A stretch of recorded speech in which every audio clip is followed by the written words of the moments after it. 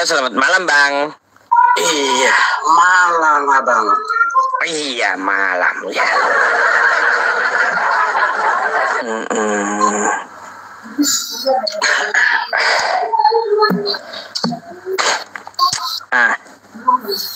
Kira-kira malam hari ini perlu apa yang saya obati gitu? Saya menghindar sedikit dulu. Udah sembuh atau belum? Aduh, tidak ada yang sakit Bang. Sambut gimana ini? Tidak ada yang sakit. Loh, yakin nggak ada yang sakit? Iya. Menyembah manusia itu penyakit itu. Manusia nyembah manusia penyakit itu, sakit manusianya.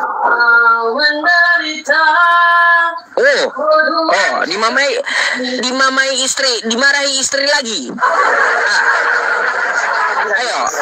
Tidak. Ya. Dipantau tuh, ya.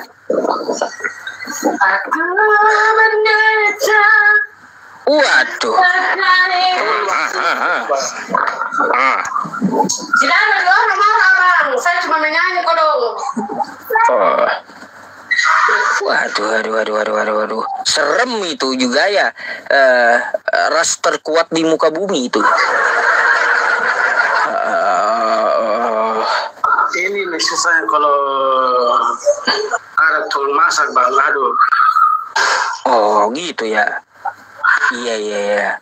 Gak apa-apa teman-teman. Saya malah suka dengan Bang Iwan ini. Bukan bosan saya, malah suka saya. Iya. Tukang masak ini jadi ya begitulah, maklum sendiri namanya ibu-ibu. Iya, mungkin itu gini, Bang Iwannya mungkin disuruh kawin lagi gitu, kan gitu. Bisa ya Bang. Kan nggak ada juga aturan Yesus berapa boleh kawin, nggak ada Yesus mengatur. Nggak bisa. Loh, kapan Yesus ada ngatur melarang kawin lebih dari satu? Cukup satu saja. Cukup satu saja. Satu aja nggak habis masa mau 10. Kira-kira apa yang mau Anda tanyakan malam ini Bang? Itu Bang yang saya mau tanyakan tadi itu yang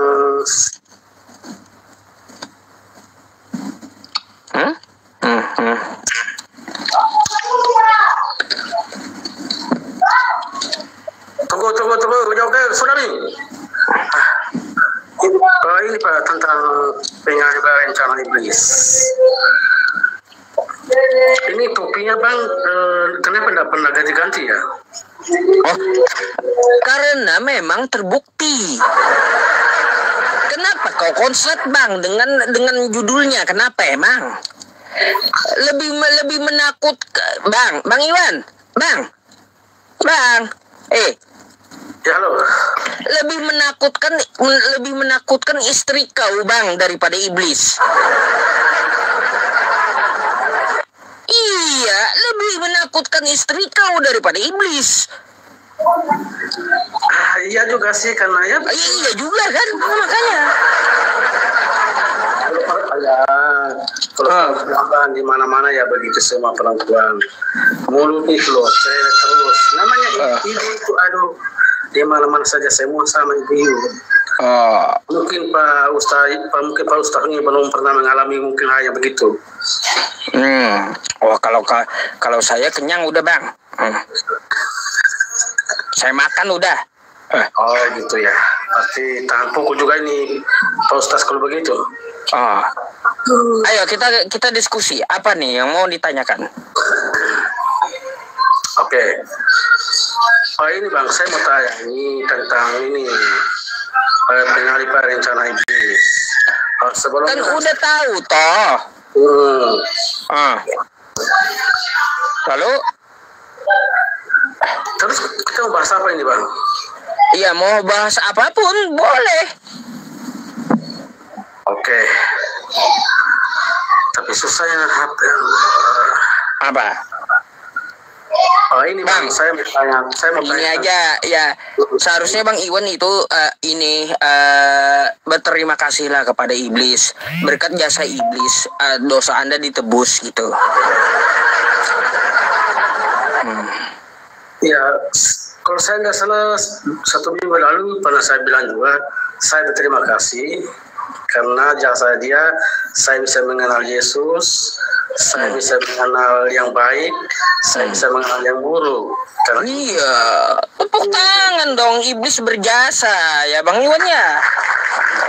Iblis berjasa juga kepada semua orang, bukan cuma 1 orang saja. Itu. Bang, saya mau tanya deh. Kira-kira istri abang dengan iblis mana yang lebih menakutkan? Yang menakutkan, bahaya. Bisa-bisa piring terbang. Waduh, ente itu Bang tebel kumis doang sama jenggot berarti. Masih ngeri istri daripada iblis rupanya. Aduh. Bang, yang namanya istri itu dia pun benar tetap salah. Apalagi salah tambah parah. Gitu loh Bang. Lah kan di Kristen wanita itu harus tunduk sama suami, udah kayak Tuhan. Ya itu kan artinya sebagai manusia biasa. Dia tunduk, tapi dari hatinya ya kan, yang namanya sifatnya itu loh Bang, tidak bisa diubah. Aduh. Gitu Bang. Terus saya kira seperti betul, lebih mengerikan istri daripada iblis, karena semua perempuan begitu Bang, mana-mana baik maupun yang agama semua sama, namanya perempuan yang salah tetap salah, apalagi yang tetap salahkan juga. Itulah perempuan Bang. Jadi mau bagaimana kita cari yang perempuan yang pokoknya baik ya itu misalnya pertama jika baik, setelah itu baru 1 kali kita bicara, perempuan sudah 5-6 kali bahkan 10 kali bicara, jadi susah. Kita bicara banyak susah Bang. Jadi curhat masalah istri abang. Ada yang like lagi, kenapa yang aduh, udah gak usah dipikirin Bang, kawin aja lagi ya. Yesus kagak ada juga ngebatasin, gak ada. Repot kali. Repot kali kau Bang. Kan abang tadi kan ceritanya di istri, jadi kita cerita dulu, saya curhat dulu Bang. Atau kalau bisa tukar tambah aja Bang, sama janda pirang tuh. Bisa tukar tambah itu. Iya. Bisa Bang. Ini abang lucu kau kayak Bang saja tukar tambah. Gini Bang, kira-kira apa yang Anda mau bahas gitu? Ini Bang, saya ingin tanya sama abang ini tentang. Tanya lagi? Tentang Islam ini. Nanya pula tentang Islam, penasaran kali dia tentang Islam teman-teman. Iya. Saya tuh penasaran Bang. Tapi penasarannya saya ingin tahu dari abang Yusuf. Begini loh Bang. Ini saya bilang perbedaan antara Kristen dan Islam ya. Saya boleh katakan jujur, kalau di Islam Bang, satu hal saya mau tanya. Ketika saudara-saudara Muslim berdoa, kenapa harus ada pakai toa Bang? Pertanyaan, kenapa harus di masjid ada toa? Pertanyaan saya, apakah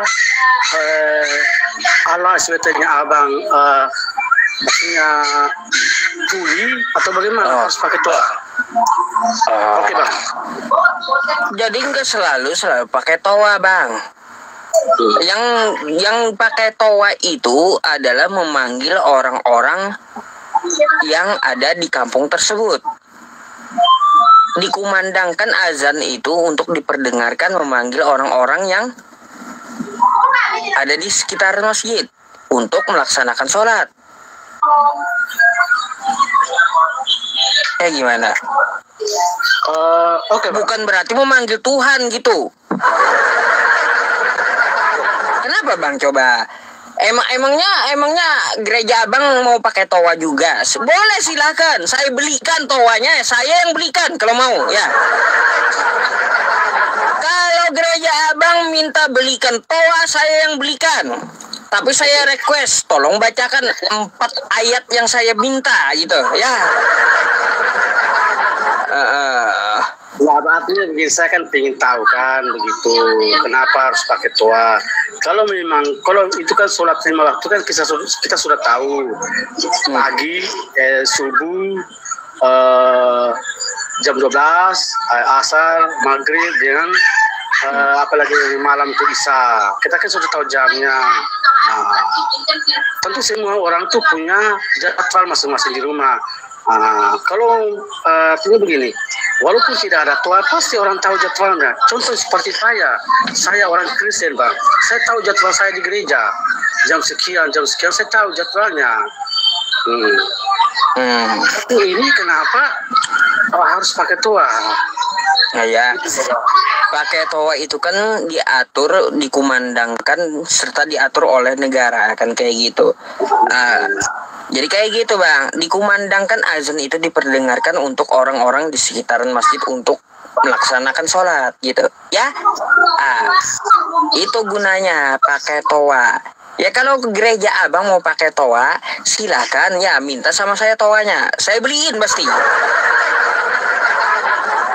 Coba bang, ini ya nih ya. Kalau kita baca pakai toa kayak gimana nih bang? Bisa nggak ini? Kalau kita baca pakai toa bisa nggak kira? Nih. Mereka bersundal di Mesir. Mereka bersundal pada masa mudanya. Di sana susunya dijama-jama. Dan dada keperawanannya dipegang-pegang. Ini kalau pakai toa bisa atau enggak nih?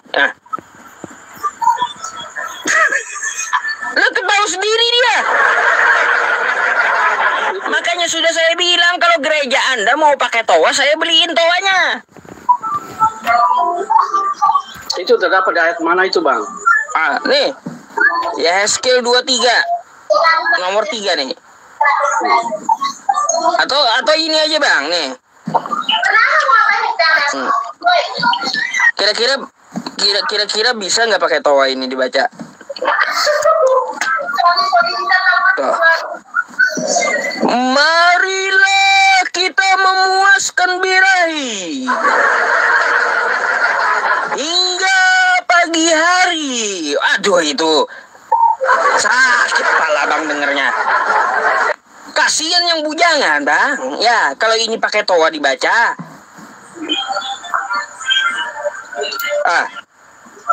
Kasian juga kayak Bang Iwan, istrinya yang sering marah-marah. Ayo, bisa nggak dibaca pakai toa?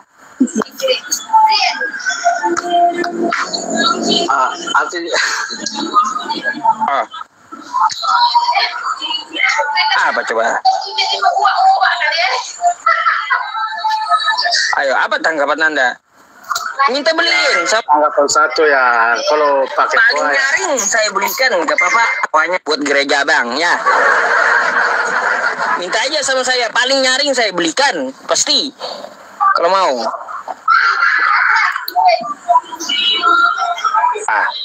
Kenapa bang? Kenapa terdiam? Kan artinya kan saya kan cuma pengen tanya saja bang. Iya. Alasan seperti itu. Udah tahu kan ya sedikit lah. Saya juga nyenggol abang kan gitu. Kenapa urusan toa harus pakai toa di masjid ya? Kalau kau iri kan di gereja saya beliin toanya. Dengan senang hati saya beliin toanya, ya. Kalau berbicara masalah iri tidaklah bang, karena itu kan kalau bilang kan sudah dibukan memang ya. Saya kan orang awam, jadi saya kan cuma ingin tanya saja gitu loh bang. Jadi Bang Iwan ya, toa itu hanya untuk kumandang azan, untuk memperkeras suara, bukan memanggil Tuhan, bukan. Iya, karena apa? Orang-orang seperti Bang Iwan kan kayak gitu ya, tidurnya nyenyak gitu, sampai telinganya dikencingin setan gitu. Gak kedengaran lagi suara azan, gak mau bangun subuh jadinya. Gitu. Makanya harus pakai toa. Iya. Tapi ya menurut pribadi saya juga bang, kadang biasa kalau saya kerja itu kalau sudah mau jam pulang, biasa kalau sudah bunyi masjid di sore hari cerai, masih ada setengah jam lagi saya mau pulang ini. Itu juga ada kala baiknya. Ada kala baiknya, iya. Bermanfaat kan? Iya, kita doakan aja Bang Iwannya tertarik dengan Islam, banyak nanya Islam tentang Islam sama saya. Semoga beliau dapat hidayah gitu ya. Jangan dibilang membosankan beliau, jangan. Ambil ilmunya ya, ambil yang baik, buang yang buruk. Tapi jangan diterapkan di masjid. Udah saya bilang ya, biasanya diterapkan di hari Jumat di masjid gitu. Ambil yang baik, buang yang buruk. Ini kata Ustadz Yusuf ya, betul juga ya. Ambil yang baik, buang yang buruk. Sendalku udah 5 tahun gak ganti-ganti ya. Pas di masjid nanti teringat, ambil yang baik, buang yang buruk. Tiba-tiba yang bagus diambil sendalnya. Jangan juga gitu, salah penempatannya. Ya.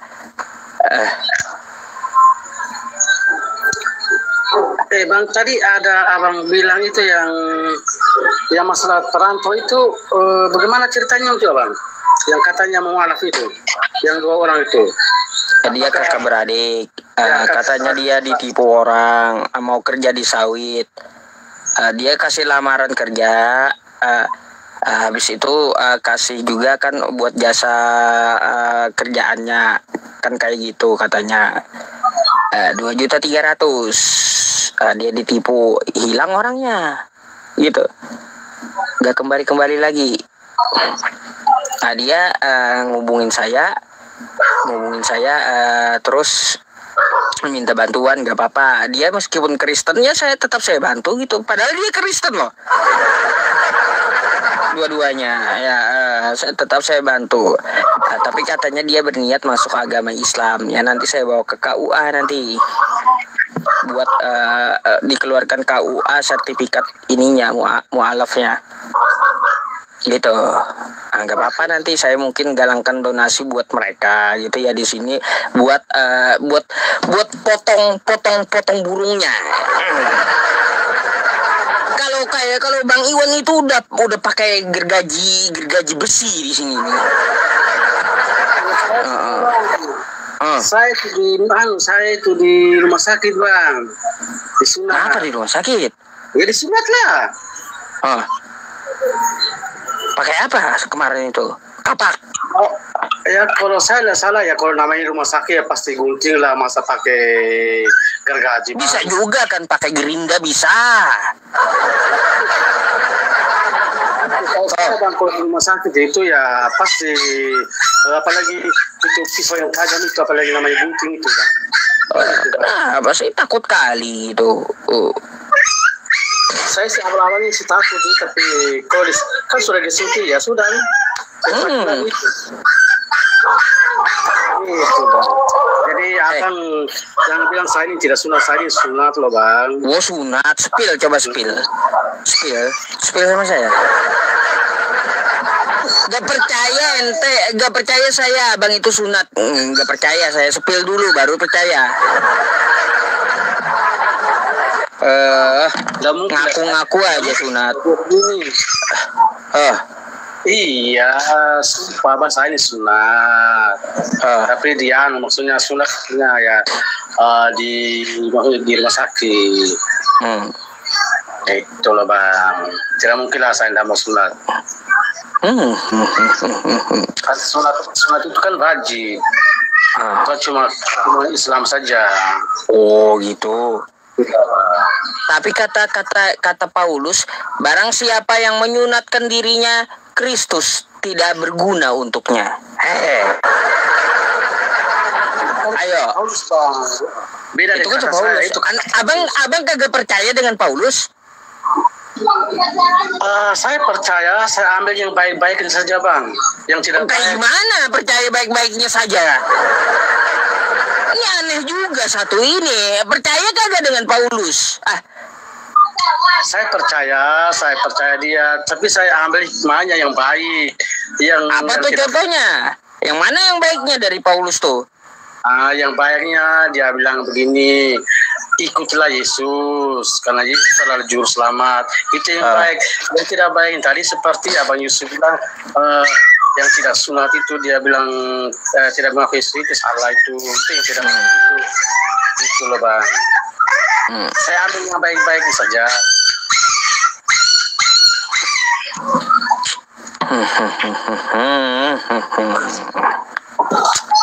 Ada lagi pertanyaan yang lain bang?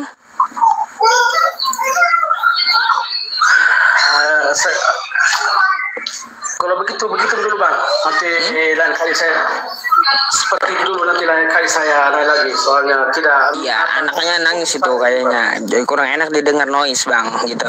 Iya. Okay? Soalnya dari tadi baru awal sudah marah-marah istri, dari ujung-ujung saya tidak konsen. Tidak konsen. Iya baik. Yes. Oke lah kalau gitu saya gantikan dulu ya bang ya. Ya oke bang. Selamat malam semuanya. Malam.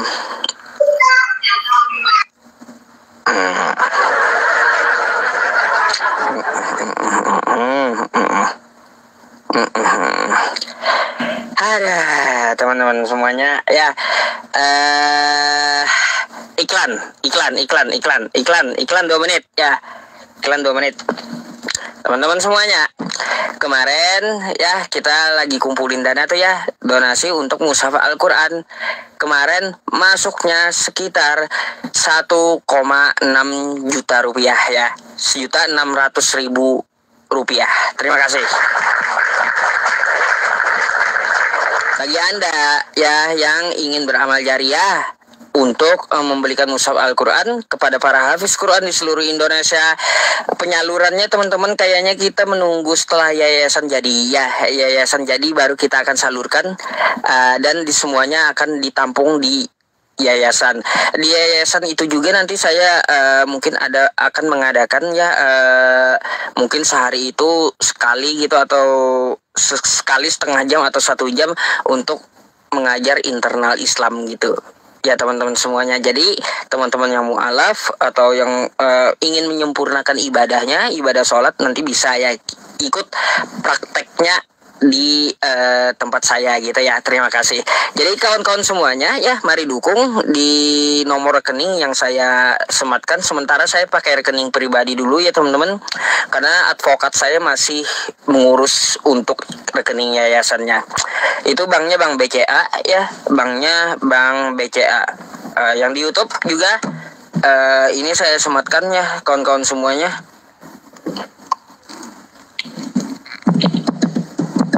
Soalnya saya perlu 400 mushaf Al-Quran teman-teman, ada permintaan gitu yang udah masuk dari adik-adik kita. Sampai dimarahin, Ustadz saya benar-benar kekurangan katanya Al-Quran. Waduh, ya sabar dulu kata saya kan kayak gitu. Sabar dulu. Rekening pribadi iya, karena rekening yayasan lagi dibikin. Yayasannya lagi dibikin gitu. Mau gak mau pakai rekening pribadi saya. Tapi rekening pribadi ya teman-teman, ada aja tiap bulan videonya apa penyaluran Al-Quran. Ada aja. Ini ya, ini teman-teman, saya bikin rumah ya. Kalau rumah ini jadi ya, di belakang nih jadi, kagak bakalan bisa umat Islam itu ngomong. Sampai sekarang batu satu biji aja kagak kelihatan. Saya udah ini ya, udah kasih 10 video, dia satu biji batu aja kagak kelihatan, teman-teman. Heran saya. Iya. Gak ada BRI, BCA aja.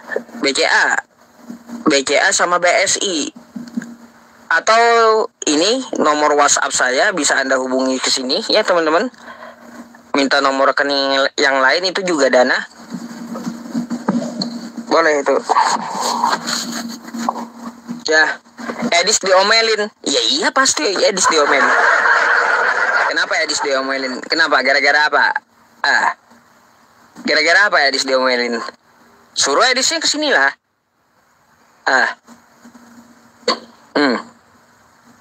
Naik bening.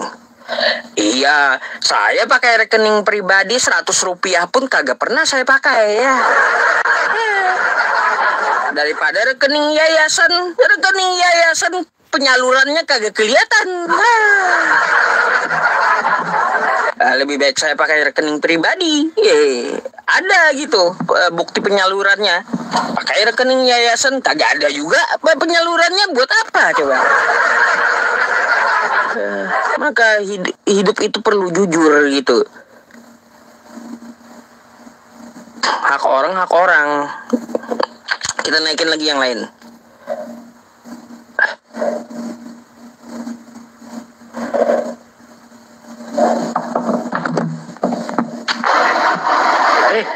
Di Jali mana?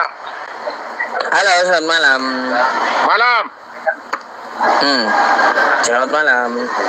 Selamat malam. Iya, abang Kristen Islam? Kristen abang. Nah, silakan open cam dulu bang.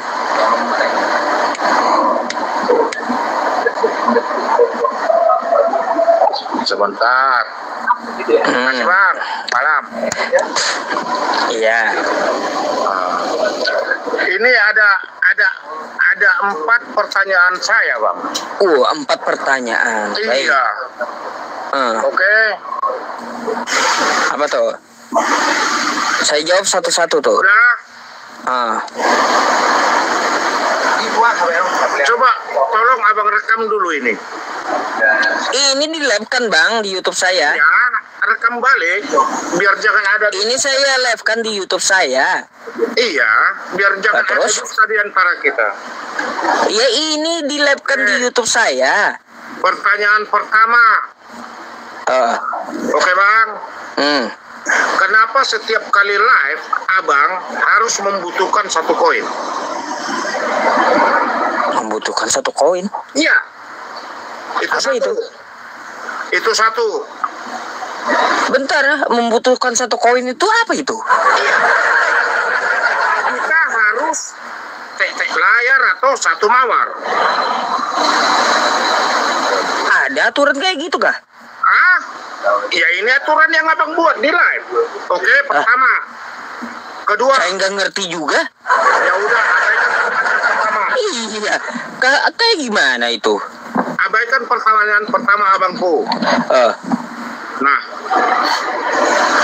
di dalam kitab abang ada nggak yang mengajarkan kasih? Oh, berhamburan. Berhamburan ajaran kasih itu. Bahkan kalau Al-Quran saja dibuka pertama kali, ayat pertama langsung ditemui Bismillahirrahmanirrahim, dengan nama Allah yang Maha Pengasih. Itu baru ayat pertama tuh. Coba abang terangkan. Ya. Jadi dengan nama Allah yang Maha Pengasih. Terus? Sebentar. Apalagi? Pertanyaan pertama. Pertanyaan kedua. Pertanyaan kedua. Apalagi? Oke bang. Benarkah ada 72 bidadari di surga? Baik. Pertanyaan kedua. Terus? Oke, abang jawab dulu itu. Nanti pertanyaan yang berikutnya satu lagi saya jawab setelah itu. Coba. Oh baik. Ya, yang pertama tadi pertanyaannya apa tadi? Yang pertama abaikan. Yang kedua, benarkah ada kasih di dalam kitab suci? Oh iya, benarkah ada kasih di dalam Al-Quran? Ayat pertama saja kita buka Al-Quran, sudah Tuhannya bernama kasih. Ya kayak gitu. Tuhannya bernama kasih. Iya, bernama dengan sebutan. Mana ada Tuhan bernama kasih? Dengan nama Allah yang Maha Pengasih. Tuh ya.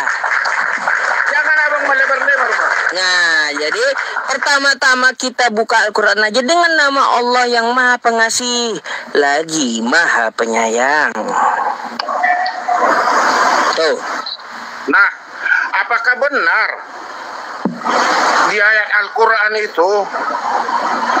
Apa lagi? Ini perbedaannya, Bang. Pertama, di ayat Al-Quran itu perangilah musuhmu. Oh, kalau perangilah musuhmu itu digunakan di medan perang, bukan digunakan saat bermedia sosial atau di kehidupan sosial. Kalaunya perangilah musuhmu ya di medan perang. Kegunaannya. Emang abang lagi perang sekarang? Hah? Emang abang lagi perang ini? Siapa yang lagi perang? Ya berarti kasihilah musuhmu. Ya, siapa yang lagi perang? Makanya aku bertanya, abang lagi perang nggak? Kagak. Makanya ayat Al-Quran perangilah itu kan kagak ada. Kagak ada waktu damai kayak gini. Di ayat Al-Quran itu kan ada perangilah musuh. Kagak digunakan di waktu damai kayak gini, paham? Ya elah abang, jangan geles. Oke. Kagak dipakai, ya kagak dipakai ayat perang dalam Al-Quran itu ketika hidup bersosial damai kayak gini. Kalau saya pakai atau umat Islam memakai ayat perang tersebut, maka Anda pun kagak bisa ada di Indonesia ini. Udah. Hari ini Anda kagak bakalan bisa ngomong sama saya, kagak sampai rambut Anda itu sampai putih jadinya, nggak sampai. Bisa ngomong. Gitu, ya. Jadi mikir di situ. Sekarang begini. Apa benar 72 bidadari itu ada di surga? 72 bidadari. Baik, apakah betul 72 bidadari di surga? Betul, tapi masih kurang menurut saya itu. Betul. Iya. Tapi masih kurang 72 itu. Masih kurang. Iya. Apa emang benar abang udah dari surga? Iya, karena lebih menarik penawaran Yesus. Dia Yesus menawarkan 100 masalahnya. Iya, kalau di Islam cuma 72. 72 bidadari itu ada di surga. Betul apa? Iya, kalau di Islam cuma 72, kalau di Kristen ada 100. Janji Yesus kan ada 100 ya. Yesus akan mengembalikan 100 kali lipat istrinya. Berarti abang udah pernah dari surga. Lah, Anda kan nanya kayak gitu, apakah betul ada? Dari dalil-dalil saya, ya dari dalil-dalil Al-Quran dan hadis saya ada 72, oke. Jawab ada. Iya. Abang jawab ada. Nah, pertanyaannya, udah pernah abang dari surga?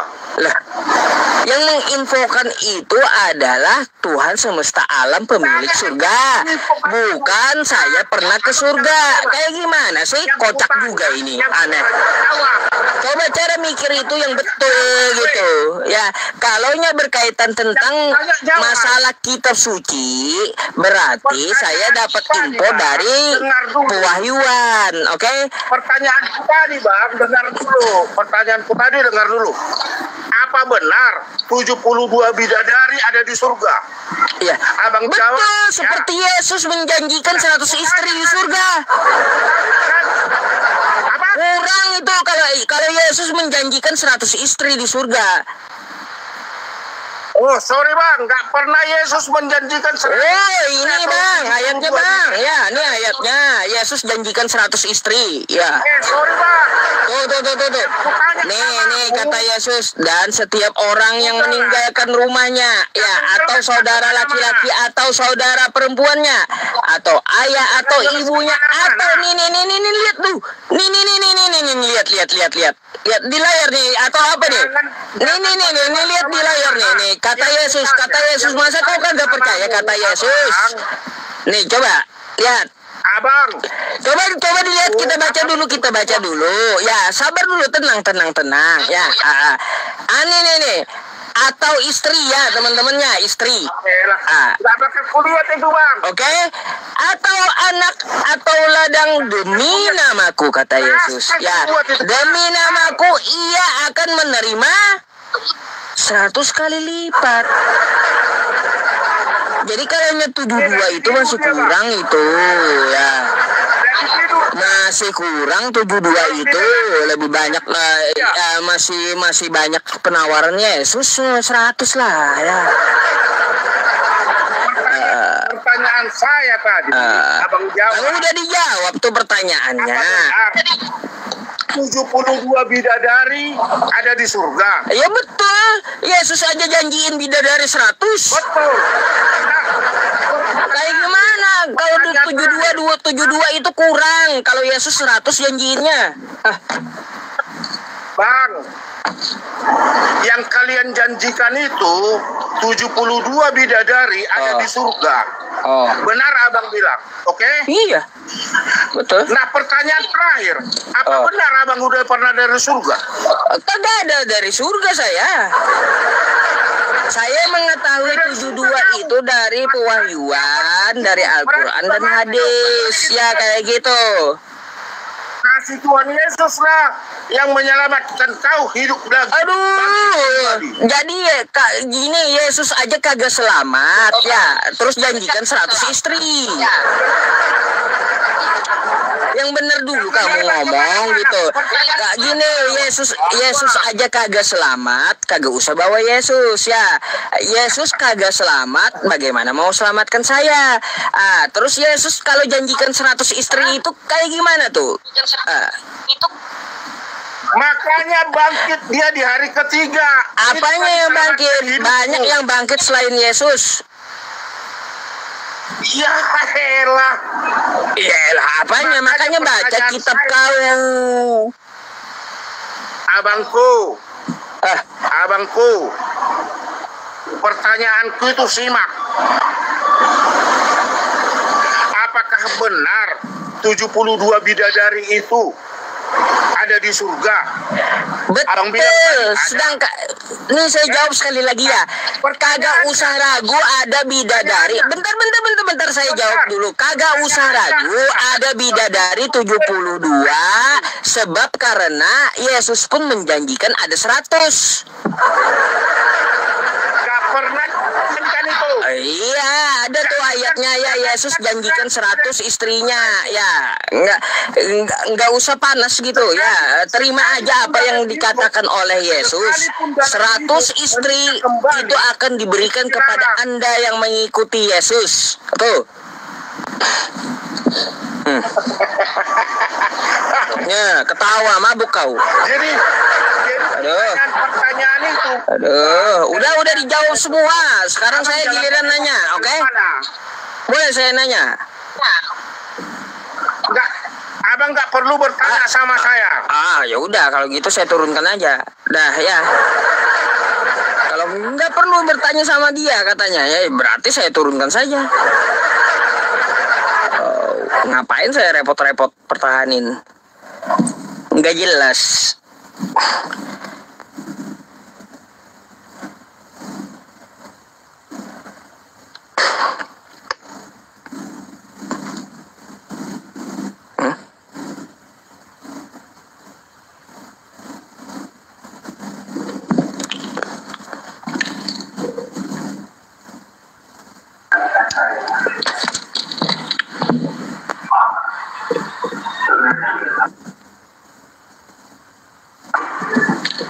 Halo, selamat malam.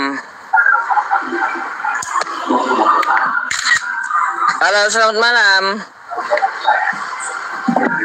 Halo, selamat malam.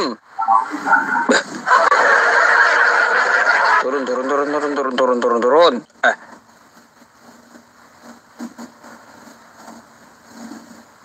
Kacau juga. Sabar ya teman-teman. Siaga gulo.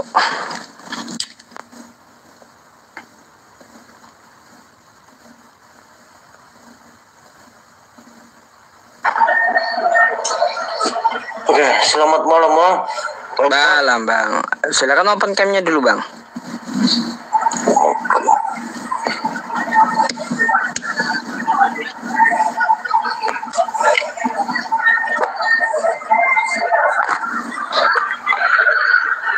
Udah Bang. Gimana ini Bang? Open cam dulu. Nah, waduh, kacamata dulu.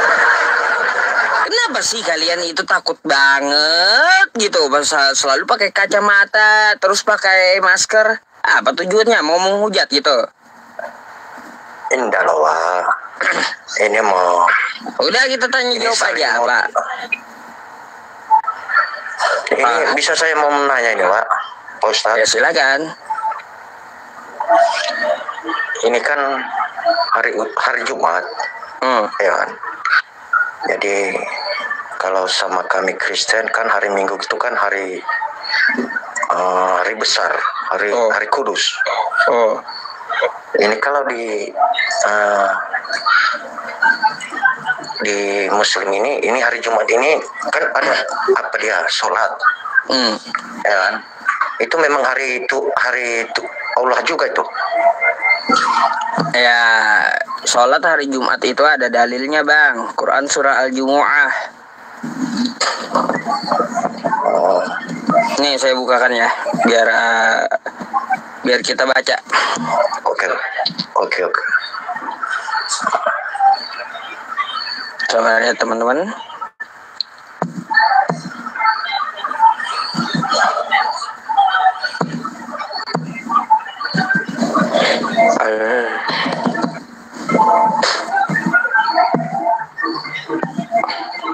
Nih, sabar ya. Nih, mari kita baca ya. Quran surah Al-Jumu'ah, perintah Jumat. Nih, kawan-kawan. Ya ayyuhalladzina amanu idza nudiya lis-sholati min yaumil jumu'ati fas'au ila dzikrillahi wa dzarul bai'. Dzalikum khairul lakum in kuntum ta'lamun. Wahai orang-orang beriman, apabila seruan untuk melaksanakan sholat Jumat ya telah dikumandangkan, segeralah mengingat Allah dan tinggalkanlah jual beli. Tuh.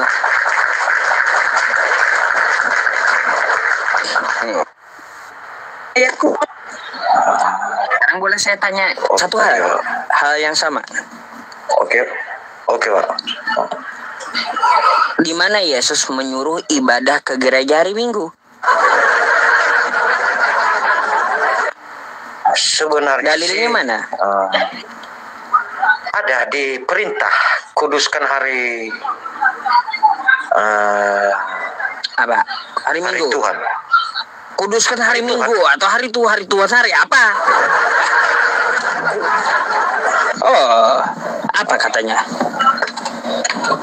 Jadi itu hari apa namanya tuh? Kuduskan hari Sabat.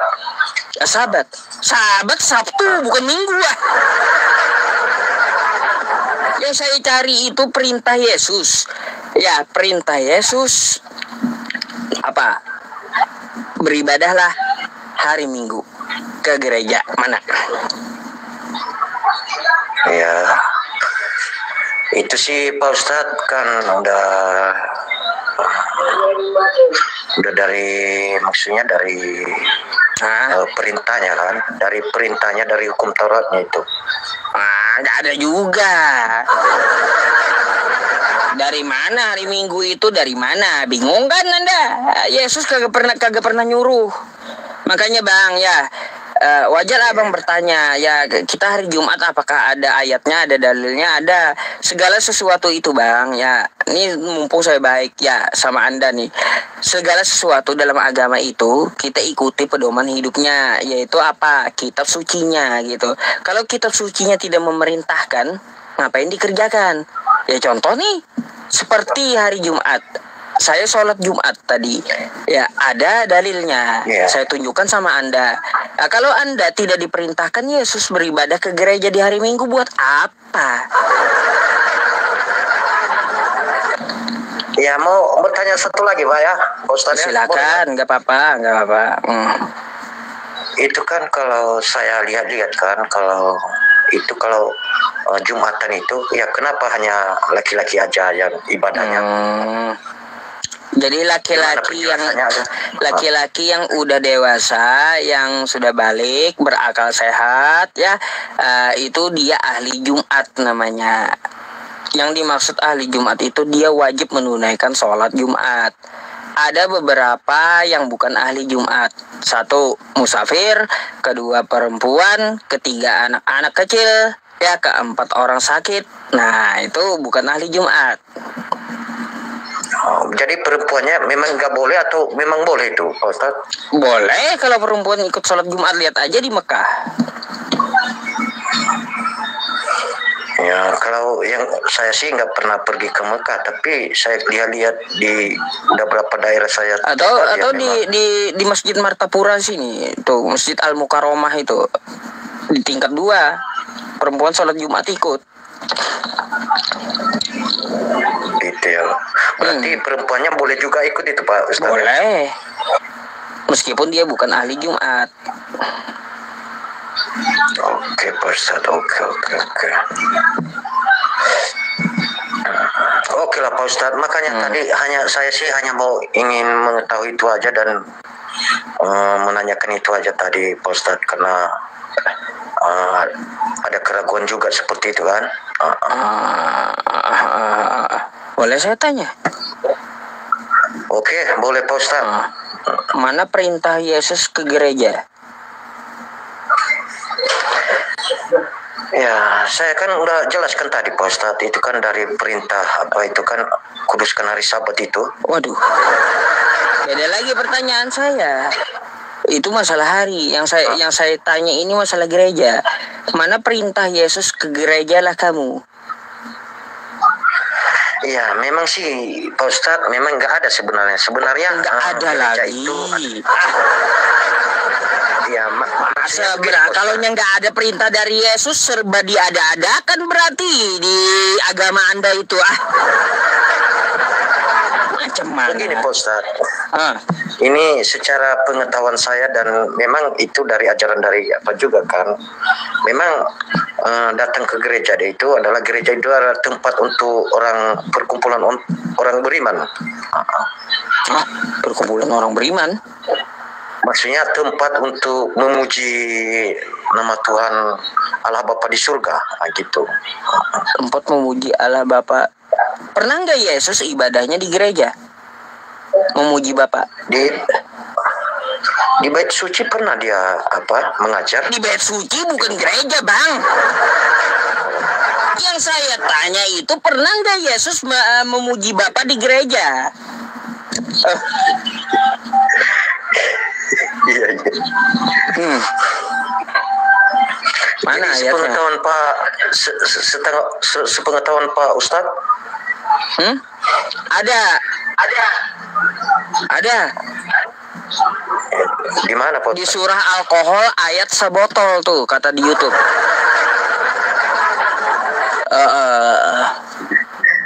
Di surat namanya di kitab ada tuh surat alkohol, di ayat sebotol.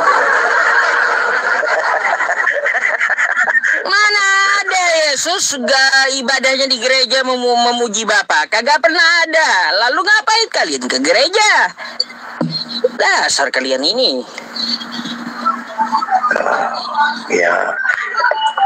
Ya itulah Pak Ustadz, karena saya juga kurang sampai ke sana pemahaman saya Pak Ustadz. Karena saya ini juga kan baru-baru mau belajar ini Pak Ustadz. Memang untuk Anda Islam atau Kristen Bang? Jujur aja. Kristen lah. Kristen. Doa Bapak kami kayak gimana? Ya Bapak kami yang di surga dimuliakan namamu datang. Karena saya kan Katolik. Jadi agak beda juga sedikit. Maksudnya memang sama tapi ada satu titik atau dua kata aja yang beda gitu.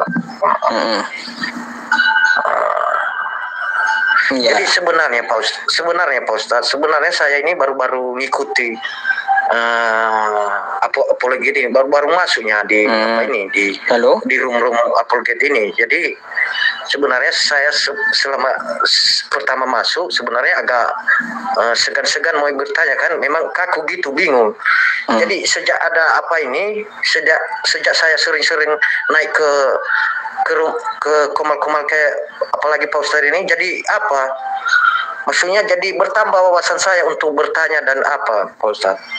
Ya bagus lah, semoga Anda mau berpikir dan mendapatkan hidayah gitu. Bagus Bang gitu. Iya, memang itu Pak Ustadz. Jadi sebenarnya saya senang dengan ada percakapan kayak gini kan. Jadi tanya kayak gini kan. Jadi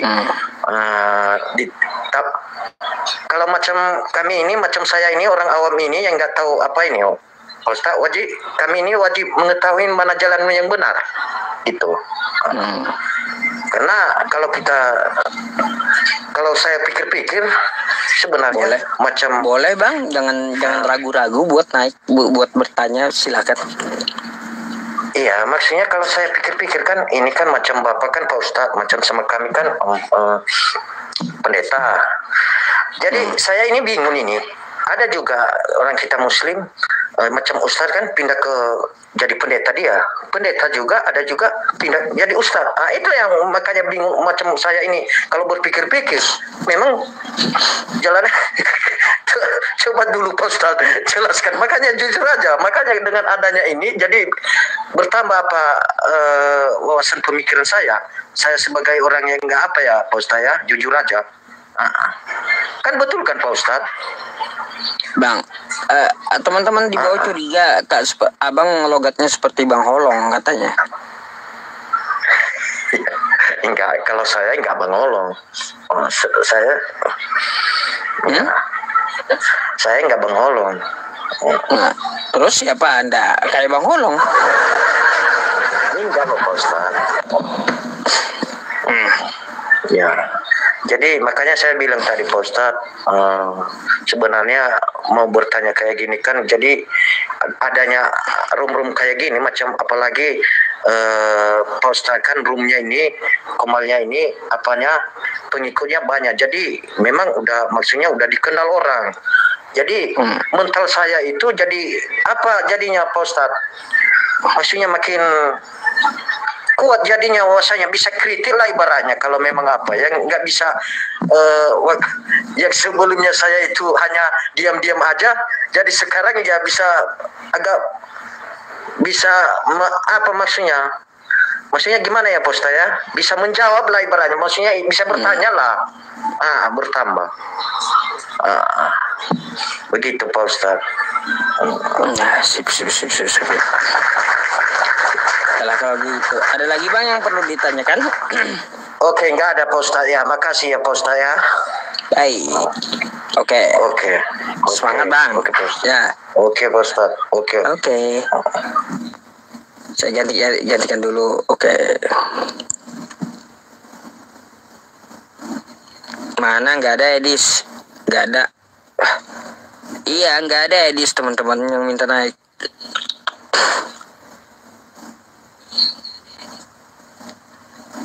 Sabar dulu ya. Sabar dulu. Saya cari yang bening. Nanti kalau sudah ketemu yang bening, saya matikan kolom komentarnya. Apa kau? Saya host, berkuasa saya hostnya ya.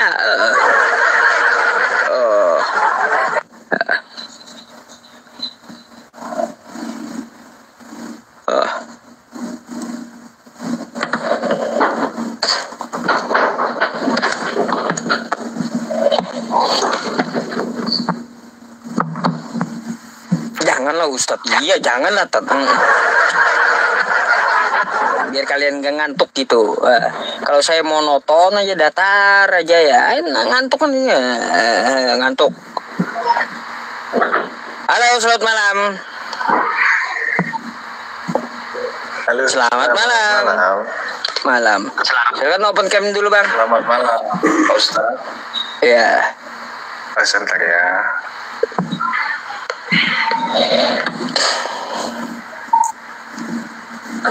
Sebentar.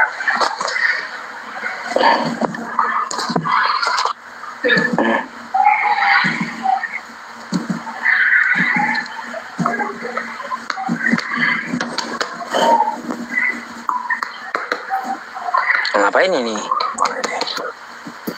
Sebentar. Oke. Abang dari Islam atau Kristen bang? Saya Kristen. Kristen, baik.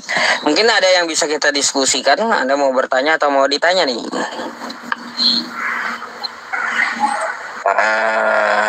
Mungkin lari dari apa itu judulnya? Penyaliban rencana iblis. Ya. Badar teknik yang di YouTube ini lab ya, di TikTok saya Yusuf PI3 ya, nama channel TikTok ya. Lanjut bang. Saya mau bertanya, saya sebagai orang Kristen masih menyimpan pertanyaan. Kenapa Muslim begitu getol, bukan tanda kutip tidak senang atau membenci Kristen? Ini bang, kalau saya itu tidak membenci Kristen loh. Saya nggak ada kebencian dengan Kristen, itu nggak ada sama sekali. Suara anak-anak bang itu bang.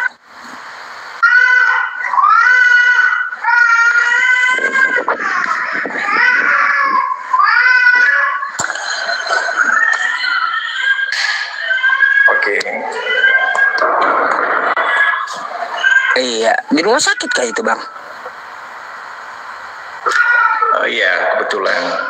Oh ya, jadi kita itu tidak membenci umat Kristen. Kalau di kitab kita itu bang, ada di Quran surah Al-Mumtahanah ayat ke-8, la yanhakumullahu 'anil ladzina lam yuqatilukum fid din. Allah tidak melarang kamu berbuat baik dan berlaku adil kepada orang yang tidak memusuhi agama Islam. Jadi Kristen yang tidak memusuhi agama Islam, kita nggak ada kebencian bang, nggak ada. Bahkan kami membagi dalam Islam itu ada dua jenis orang di luar agama Islam ini. Satu, jenis orang yang di luar agama Islam tapi dia tidak menyerang Islam, ini wajib kami lindungi. Nah gitu. Terus kalau yang di luar Islam tapi dia menyerang Islam, ini bukan dilindungi tapi harus dibasmi. Nah gitu bedanya bang.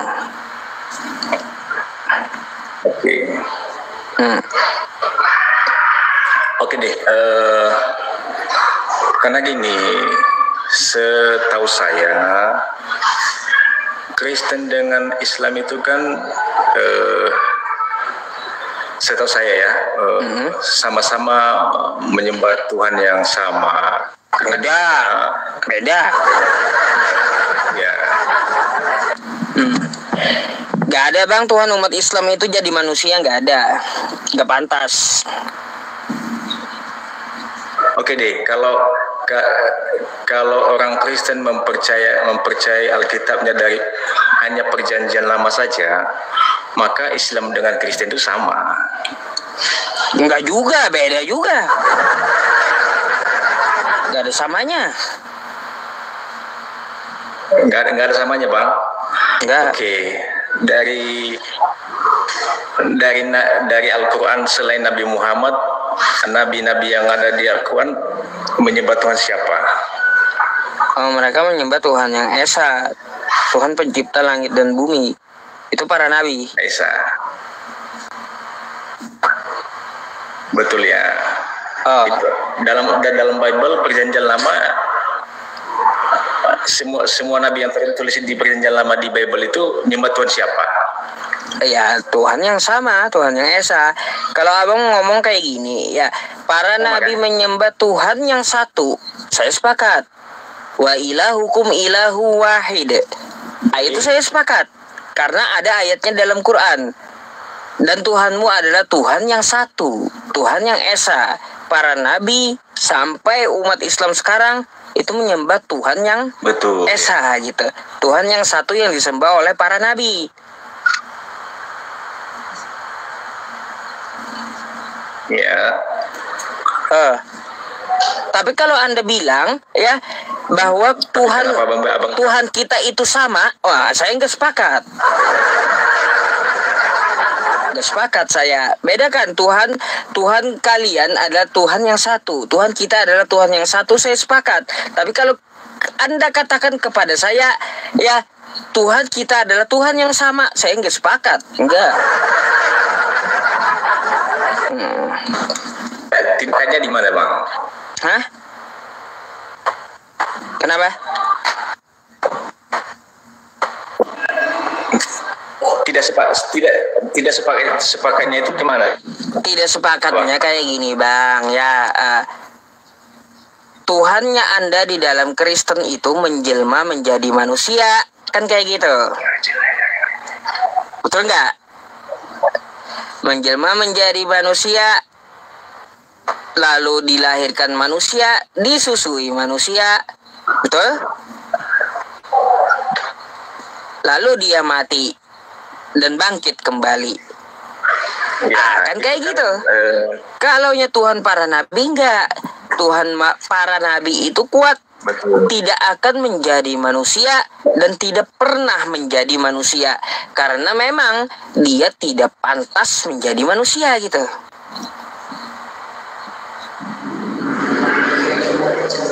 Pak Ustadz percaya kalau para nabi di Perjanjian Lama di Bible itu telah menubuatkan Isa Al-Masih atau Yesus? Ya, ada beberapa nubuatan, ya, ada beberapa nubuatan, ya. Terus dia sebagai status nubuatan para nabi itu sebagai status apa dia disebut, Pak, untuk kemudian hari? Sebagai Mesias. Mesias itu apa artinya, Ustaz? Ya, Mesias itu kan yang diurapi. Yang diurapi, oke. Yang diurapi, bukan yang mengurapi, bukan. Beda kan? Ya. Kalau yang diurapi itu pasti bukan Tuhan.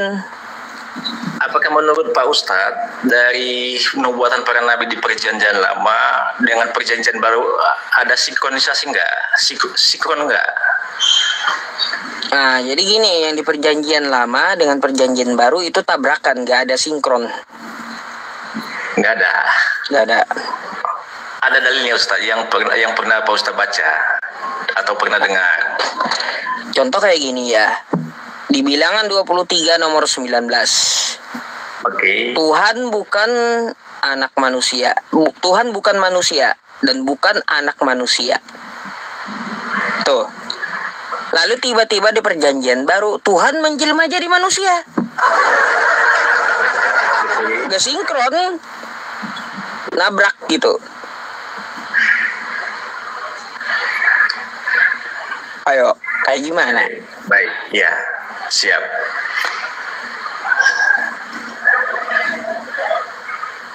Itu, Bang.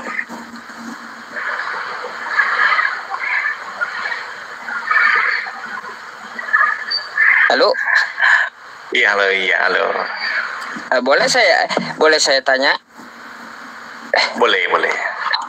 Kira-kira nih, sesuai judul, penyalipan itu rencana Tuhan atau rencana iblis? Rencana Tuhan. Rencana Tuhan. Iya. Jangan diolok, Ustaz, karena jangan diolok itu, Ustaz. Memang itu keyakinan saya. Itu rencana Tuhan. Rencana Tuhan. Tapi Edis mengatakan rencana iblis, Bang. Rencana iblis. Saya belum dengar Edis mengatakan seperti itu. Iya, tapi banyak yang mendukung Edis.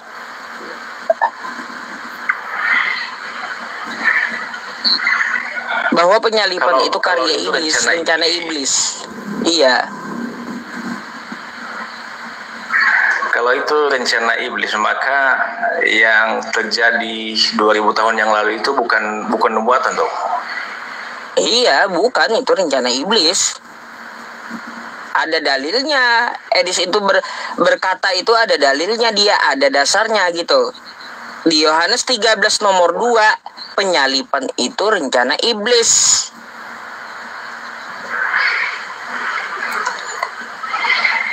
Dia akan lahir, dia akan mati, dan dia akan bangkit di hari yang ketiga. Berarti itu bukan nubuatan, berarti kalau itu pendapat si Edis. Iya, kayak gimana? Makanya kan Kristen sedang terpecah ini di seluruh Indonesia. Gereja-gereja pada gempar. Abang mau tahu videonya? Nih, saya bukakan ya, Bang ya, bentar. Boleh. Biar saya kasih bukti sama abang satu lah. Ya, ntar nih.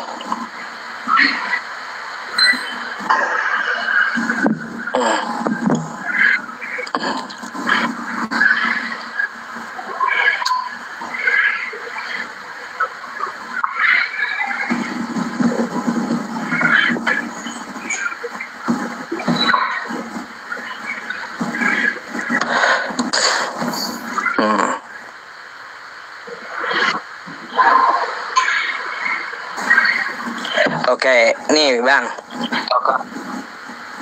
Oke Bang. Ini ya. Sebentar. Sama Edis kemarin nih. Nih.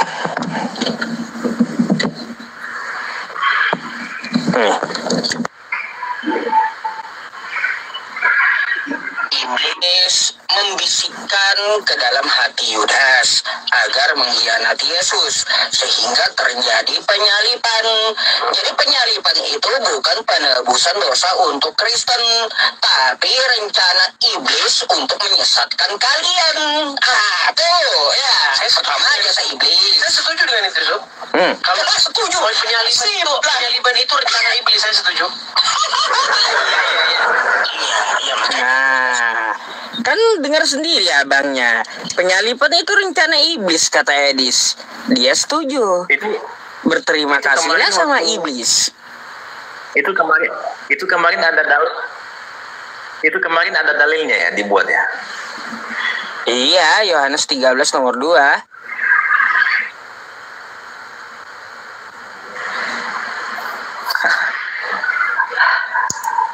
Kayak gimana? Abang cuma bisa tersenyum. Ayo.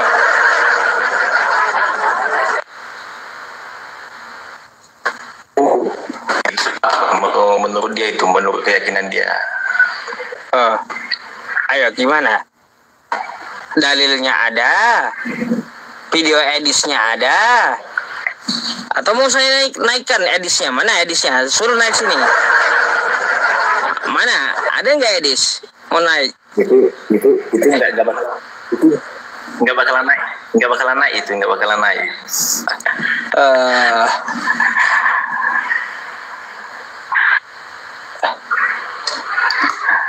Nggak ada edis ya. Ayo gimana Bang? Apa tanggapan Anda? Kristen sekarang terpecah. Kalau soal terpecah sih saya belum dengar ya, belum tahu.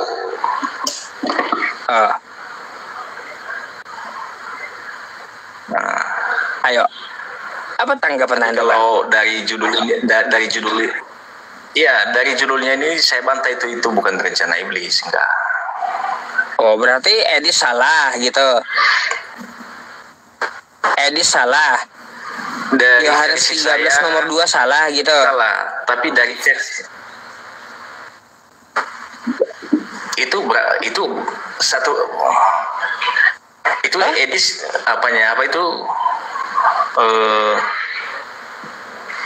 si Edisnya itu mungkin salah apa dia? Salah mengartikan mungkin. Aduh lah. Kalian ini bang, ya Kristen di Indonesia ini kagak ada yang sinkron, semuanya bertabrakan. Iya, mungkin kayak gimana sih? Kurang pengetahuan aja bang. Tapi saya baca itu tapping di bawah, seakan-akan orang Kristen di Indonesia ini apa semua bodoh-bodoh semua ya. Ya, seperti itulah. Ada lagi bang yang ditanyakan. Kalau nggak ada lagi, saya naikin Kristen yang antri nih bang. Saya mau buat pernyataan untuk pernyataan untuk followers Pak Ustaz yang tapping nggak bagus di bawah. Kalau orang Kristen itu bodoh, tidak paham dengan kitab sucinya, maka orang-orang hebat di dunia ini nggak bakal menjadi Kristen. Itu aja dari saya. Oke. Itu aja bang. Thank you ya atas diskusinya ya. Makasih. Oke. Makasih Pak Ustaz. Lain kali waktu. Boleh, lain kali silakan naik kembali ya. Oke Pak Ustaz. Oke. Saya follow ya. Ya silakan.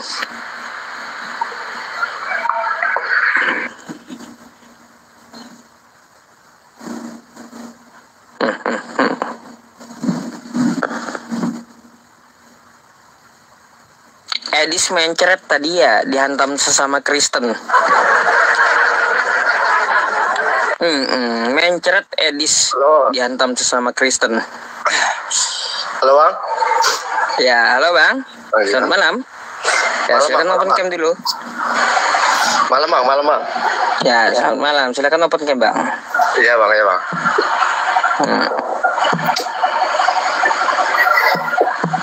Oke bang, malam bang. Ini temanya bang, penyaliban rencana iblis ya bang. Betul. Abang lu menjelaskan kan, karena aku Kristen bang, Kristen. Oh baik, bang. Ini bukan cuma pendapat saya, tapi juga dari Kristen. Ya. Pendapat ini dikatakan oleh Edis TV ya, bahwa penyaliban itu rencana dari iblis berdasarkan Yohanes 13 nomor 2. Ini saya tampilkan sama Anda dulu.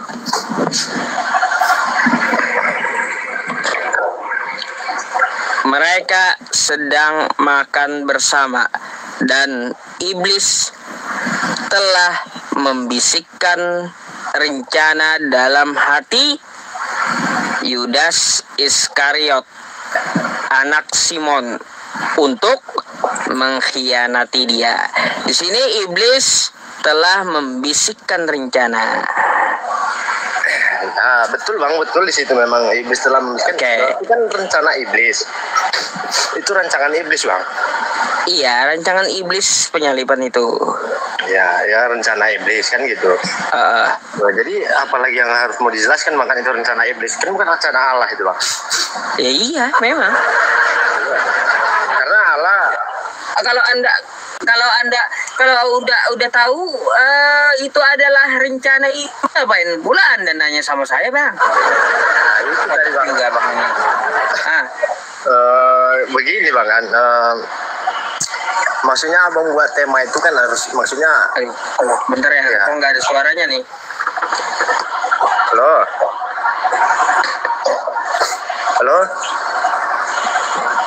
Udah bang? Udah bang? Udah. Ya kan abang buat tema kan, maksudnya harus ada juga penjelasan juga sama bang, ibaratnya iblis kah apa Allah kan gitu. Jadi kami kan bisa membantah juga, tapi kalau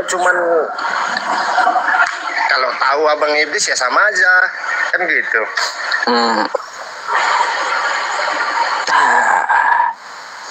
Kalaunya seperti itu, apakah Anda sepakat bahwa salib itu rencana iblis, bukan penebusan dosa gitu? Kalau itu bang, kalau untuk penyaliban, untuk Yesus Tuhan kami ya, Yesus Kristus itu disalib itu ya rancangan iblis. Tapi kalau untuk penyalibannya itu penebus dosa untuk kami, karena dia kan bangkit dalam 3 hari. Kan itu jadi bukti bahwasanya ya dia Tuhan kan gitu. Ya penyalibannya rencana iblis kan kayak gitu. Ya, Bang. Katanya sudah dinubuatkan untuk menebus dosa di tiang salib. Mana yang betul sih, rencana iblis atau rencana Tuhan ini? Gini loh, Bang. Kan rancangan iblis menghasut si Yudas untuk berkhianat agar Yesus kan jadi disalib kan gitu, Bang. Lalu? Nah, itu kan karena rancangan iblis itu rancangan kematian, rancangan kecelakaan. Karena udah tertulis di Yeremia 29 ayat 11 sampai 12 itu, kalau rancangan Allah itu, sebab aku ini mengetahui rancangan-rancangan apa yang ada padaku mengenai kamu. Demikianlah firman Tuhan, yaitu rancangan damai sejahtera dan bukan rancangan kecelakaan, Bang. Jadi rancangan Allah itu rancangan damai sejahtera dan bukan kecelakaan. Berarti kan rancangan iblis. Allah tahu. Rancangan iblis. Berarti di sini iblis berniat untuk menebus dosa manusia gitu. Kayak gimana? Bukan iblis, bukan gitu, Bang. Terus kayak gimana? Ya kan rancangan iblis bahwasanya ya iblis mau membunuh. Iblis mau membunuh. Mau membunuh Yesus Kristus kan gitu, Bang kan? Berhasil nggak dia membunuh? Ya dia berhasil, tapi kan Yesus berhasil. Lagi menunjukkan. Berhasil. Ya, berarti berhasil. kalau sudah berhasil kan artinya apa? Iblis sudah memenuhi nubuatan penebusan dosa, kan gitu? Kan penebusan dosa di tiang salib katanya. Ya, betul kan begini, Bang. Iblis berhasil, betul.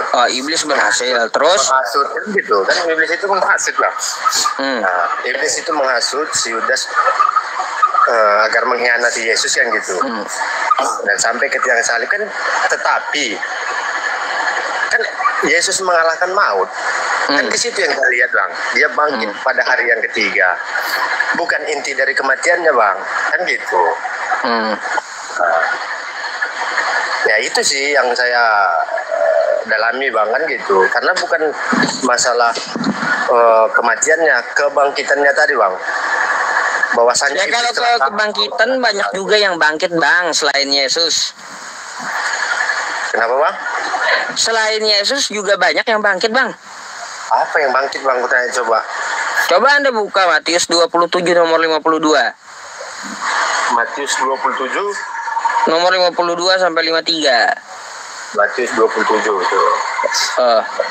Matius 27 nomor 52 sampai 53. Iya.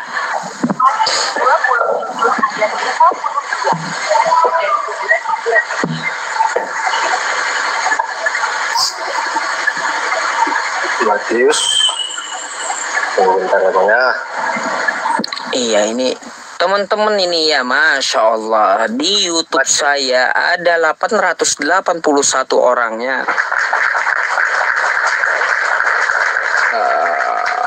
Matius 27 nomor 52. Matius 27 nomor 52, Bang, ya. Bentar ya. Coba bacain kencang-kencang.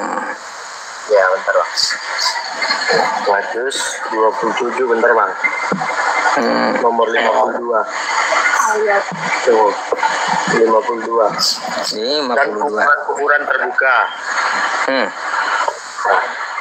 Dan banyak orang kudus yang telah meninggal bangkit.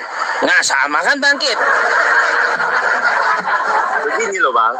Bangkit juga itu orang kudus selain Yesus. Bang.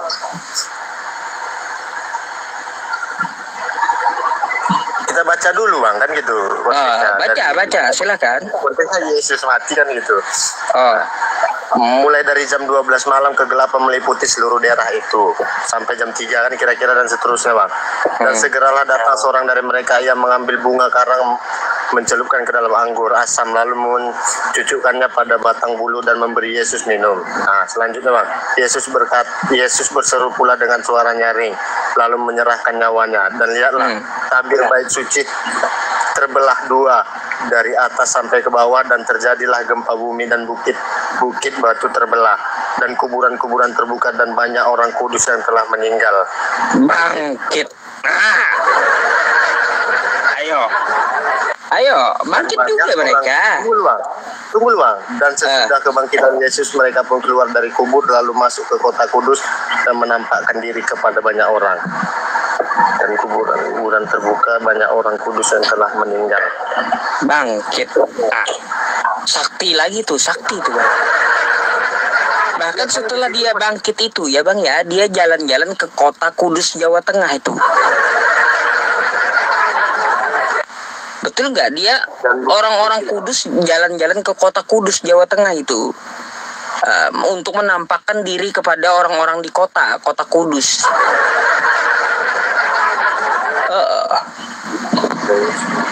Betul gak? Dan lihatlah, tunggu bang. Ini apanya kan? Dan kuburan-kuburan terbuka. Dan lihatlah tabir bait suci terbelah. Kan saat dia udah mati bang kan, udah pas sudah. Apa Yesus belum bangkit? Mereka udah bangkit bang. Sampai ke bawah dan terjadilah gempa bumi. Iya, mereka bangkit dulu. Orang Kudus itu bangkit dulu, baru Yesus bangkit dia. Kuburan-kuburan terbuka. Wah, abang kena pelanggaran bang. Kenapa nih? Itu pula bang. Ini apanya konteksnya belum diapa ini bang. Harus dijelaskan juga ini.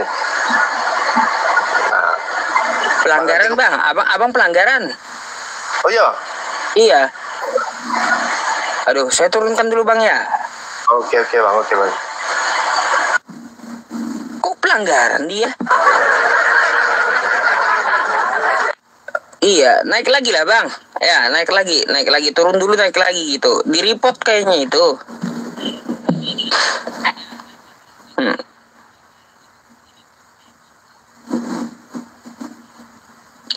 Oke.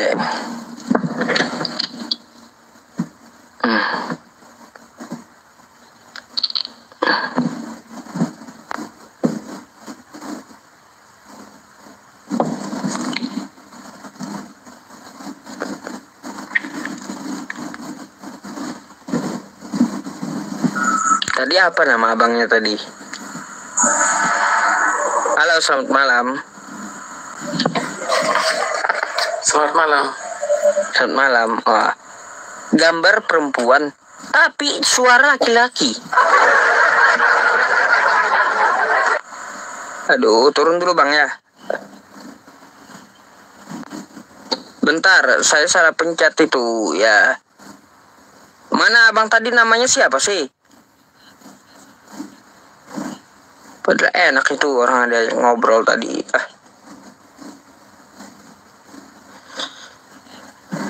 Bentar. Saya naikin major nih, ada major.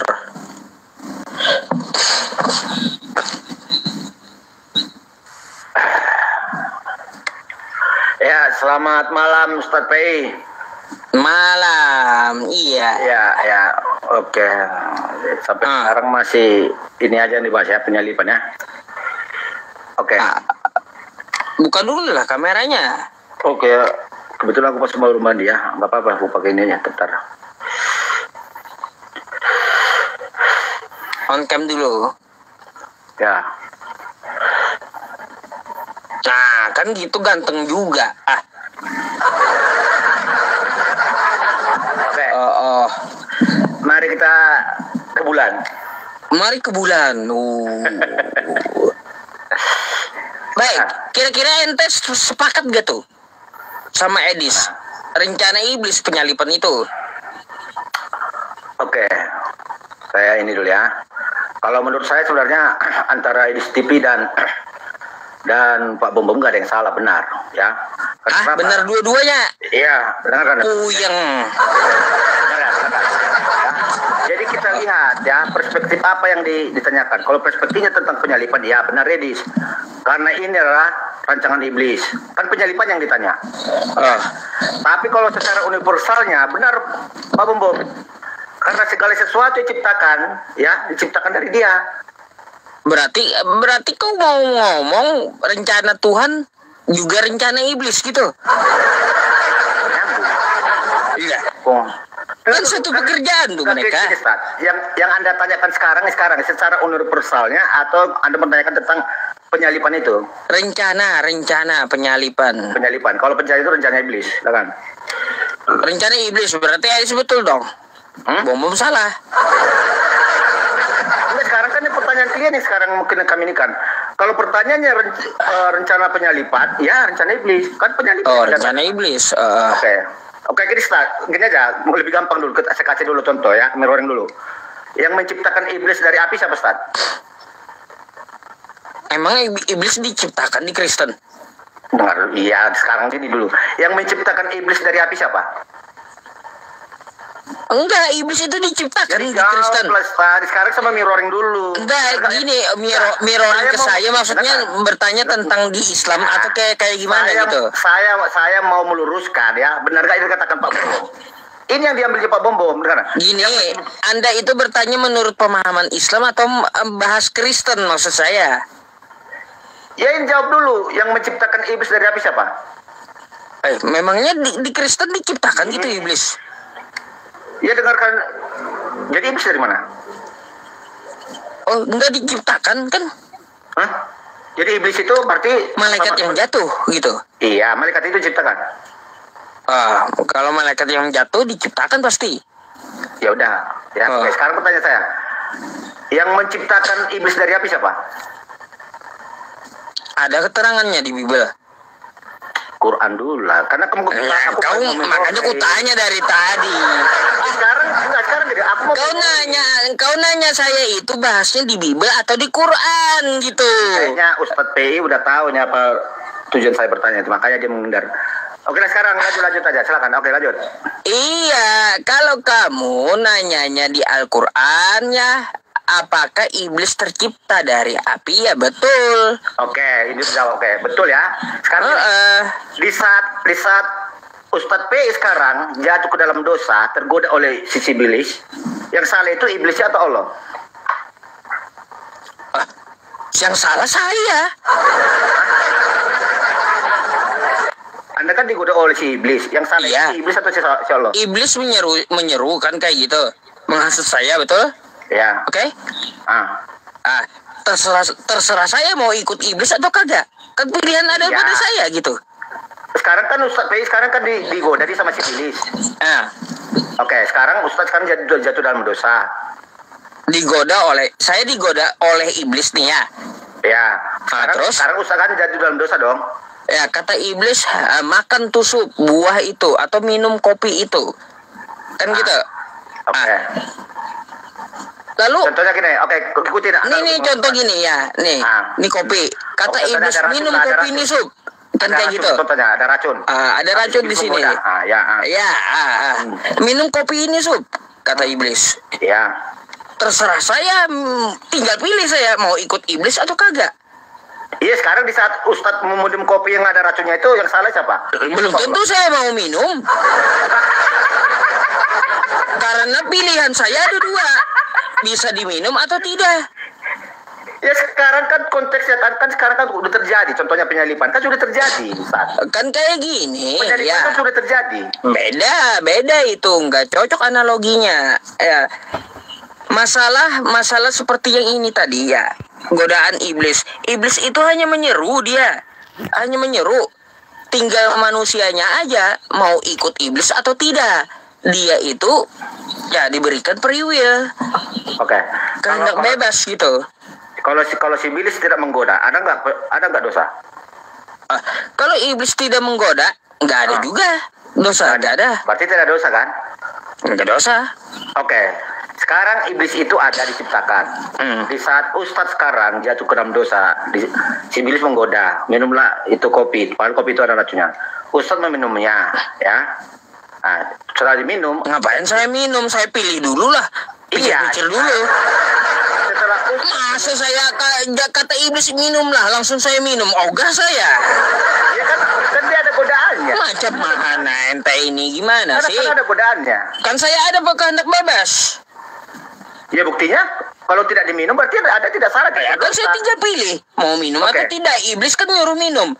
Saya ikut iblis atau tidak, kan gitu. Sama aja gini. Kalau waktu iblis menggoda imam-imam Farisi, orang imam-imam Farisi tidak mau, terjadi nggak penyalipan? Lah, Iblis membisikkan kepada Yudas Iskariot kan? Iya, kalau Yudas tidak mau, ada nggak penyalipan? Enggak jadi. Ya udah, berarti gitu. Kalau tidak ada, iya memang. Kalau tidak ada godaan, berarti bagaimana ada dosa? Iya, maka dari itu berterima kasih lah sama iblis. Karena adanya itu si iblis itu yang ada free will menggunakan free will-nya. Ya. Iblis bukan iblis yang ada free will-nya, yang ada free will-nya itu Yudas. Justru iblis itu punya free will dia. Enggak kalau iblis. Hah? Enggak kalau iblis. Jadi iblis itu tidak ada. Iblis itu membisikan rencana jahat doang. Ya, Yudas tinggal memilih mau ikut iblis atau tidak, menolak atau ikut. Iblis itu asalnya dari mana? Ya, dari kejahatan lah. Enggak, iblis itu tercipta dari apa? Dari api. Dari api. Oke, perspektif Islam ya, dari api.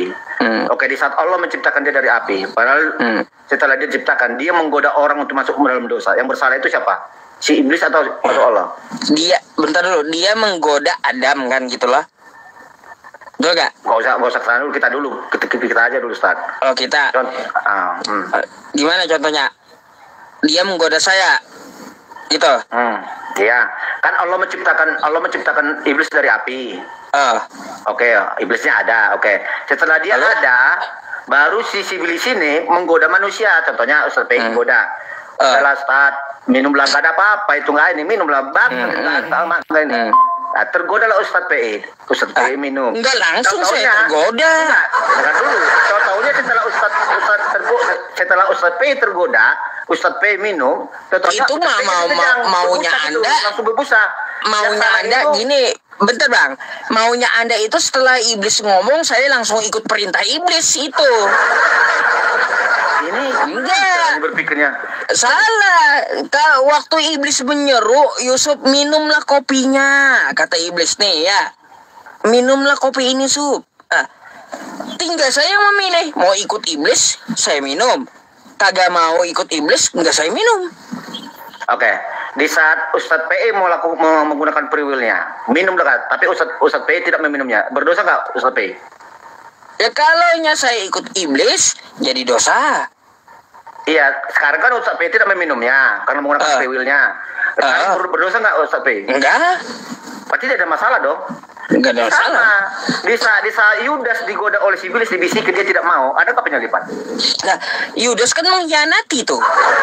Iya, di saat Yudas saat Yudas dibisiki oleh iblis ya. Dibisiki oleh iblis, Yudas berencana langsung dia ikut iblis. Iya kan Yudas itu kan manusia, punya free will juga. Ya iya. Nah, karena dia tergoda, karena dia tergoda. Makanya dia menjual Yesus itu dengan 30 keping perak. Oh, betul. Oke. Sekarang terjadilah setelah dijual, berencanalah imam-imam Farisi. Ya, untuk melakukan pembunuhan kepada Yesus, ya. Terjadilah penyalipan. Itu rencana siapa? Nah, semua direncanakan sudah dari awal. Siapa yang merencanakan? Rencana iblis. Ya berarti yang merencanakan si iblis dong. Iya. Oke, benar. Ya udah. Tapi kalau diambil dari secara universalnya, yang menciptakan iblis itu loh, yang menciptakan iblis itu loh, sang pencipta itu sendiri. Di saat kita jatuh dalam dosa, yang salah itu sang pencipta atau iblisnya? Enggak, kalau kita jatuh dalam dosa, ya kita yang jadi salah, bukan iblis atau Allah, bukan. Masalahnya sekarang Ustaz PI kan pilihannya cuman hitam dan putih. Di saat Pak Ustadz sekarang pilihannya cuma nggak bisa hitam dan putih. Anda mencontohkan 3 bahan. Nggak bisa Anda menganalogikannya dengan 2 bahan hitam putih. Sekarang kan kehendak Tuhan sendiri dan kehendak si iblis. 1 Tuhan, 2 manusia, 3 iblis. 3. Gimana sih? Coba apa tadi Ustaz? 1 Tuhan. Kan gitu, Allah. Tuhan ini pemerannya tuh 2 iblis. Yang ketiga manusia, kan gitu. Iya. Lalu Anda pilih hitam atau putih aja kan? Yang memilih kan manusianya, Ustaz. Makanya manusianya yang memilih. manusianya yang memilih. Manusianya yang memilih mau ikut iblis atau tidak. Iya, sekarang pilihannya sekarang dua. Mau berdosa atau mau tidak berdosa, kan itu pilihannya. Iya, mau terikut rayuan iblis atau tidak gitu. Ya, oke. Di saat Yudas dibisiki, dia tergoda kan dia? Tergoda. Oke. Di saat dia tergoda, berarti yang menggoda si Yudas itu iblis dong?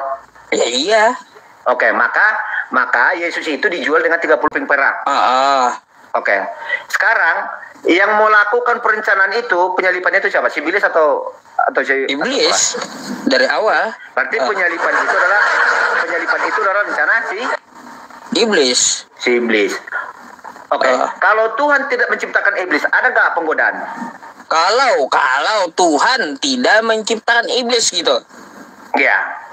Kalau Tuhan tidak menciptakan iblis, nggak ada juga kejadian membisiki Yudas, nggak ada. Ya iya itu poinnya. Jadi antara Pak Bom dan si Edis itu tidak ada yang salah, benar dua-duanya. Karena Pak Bom mengambil secara universalnya. Karena kenapa segala sesuatu diciptakan dulu dia dari Bom dengan Edis kagak ada yang salah dua-duanya. Gini. Aneh. Dengarkan, Ustaz. Gak nyambung gitu. Dengar dulu. Gak mungkin pekerjaan Tuhan ya dicampur oleh pekerjaan iblis. Kayak gimana sih? Dengaran. Pak Bom itu mengambil segala sesuatu yang tercipta itu dari dia. Segala yang ada itu tercipta dari dia. Berarti apapun yang ada ya pada yang ada ciptaan ini, semua yang ada ini dari dia. Berarti yang ada itu karena dari dia. Berarti karena dia ada yang namanya semua yang ada.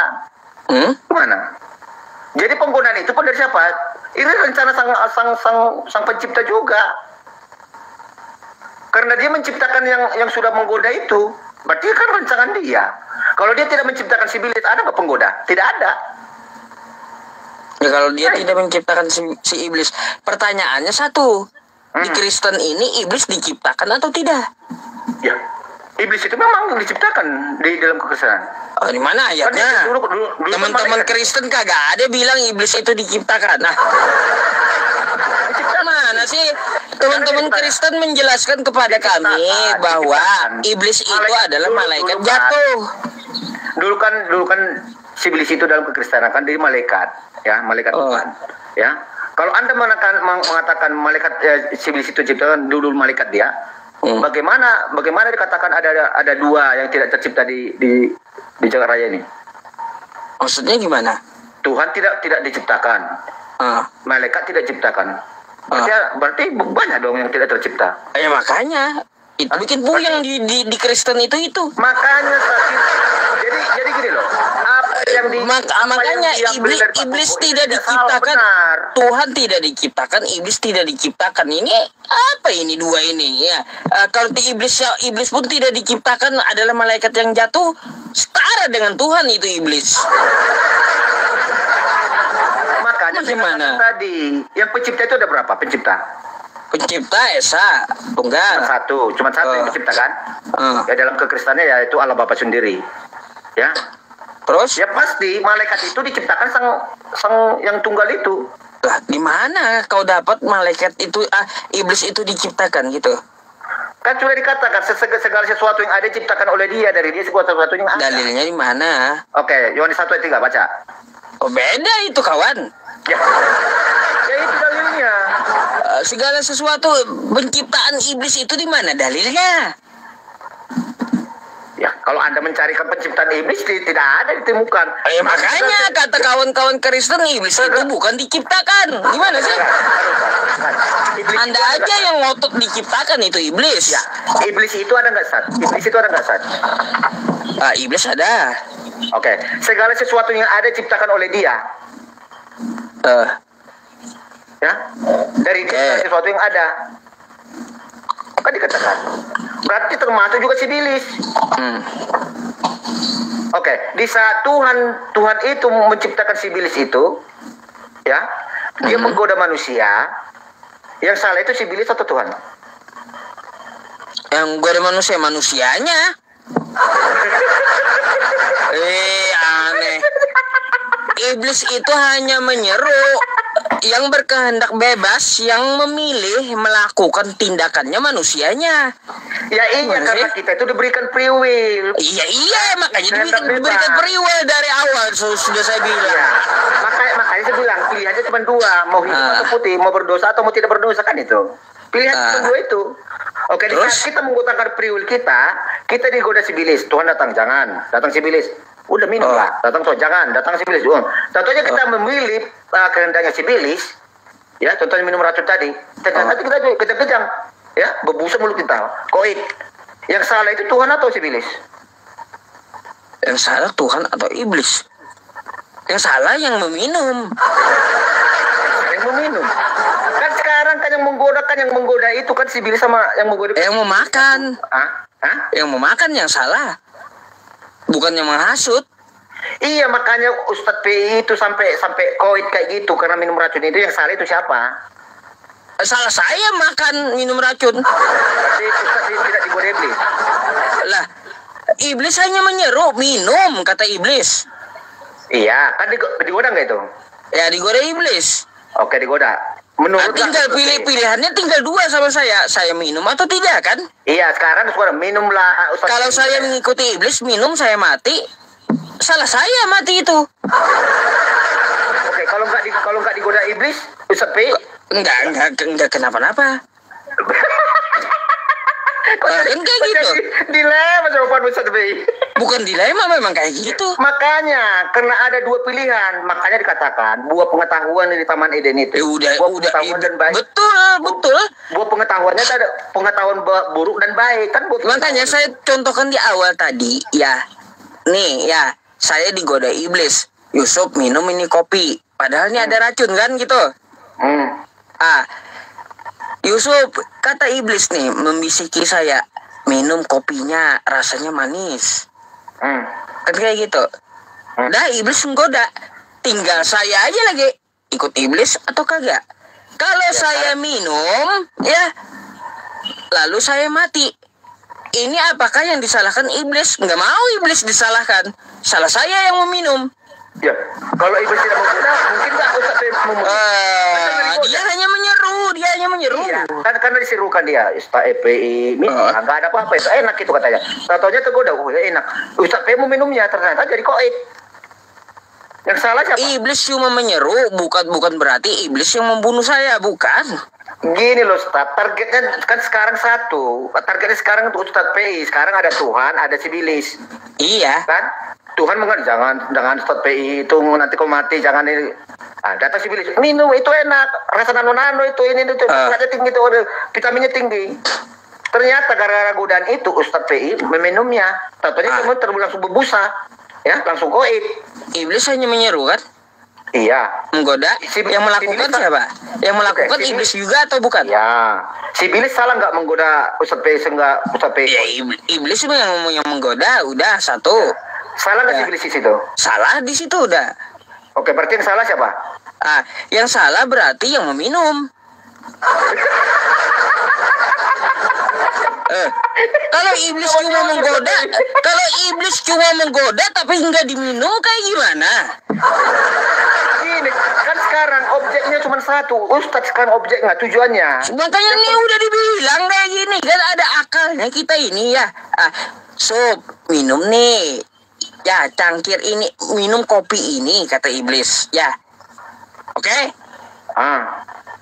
Iblis goda saya minum nih kopi.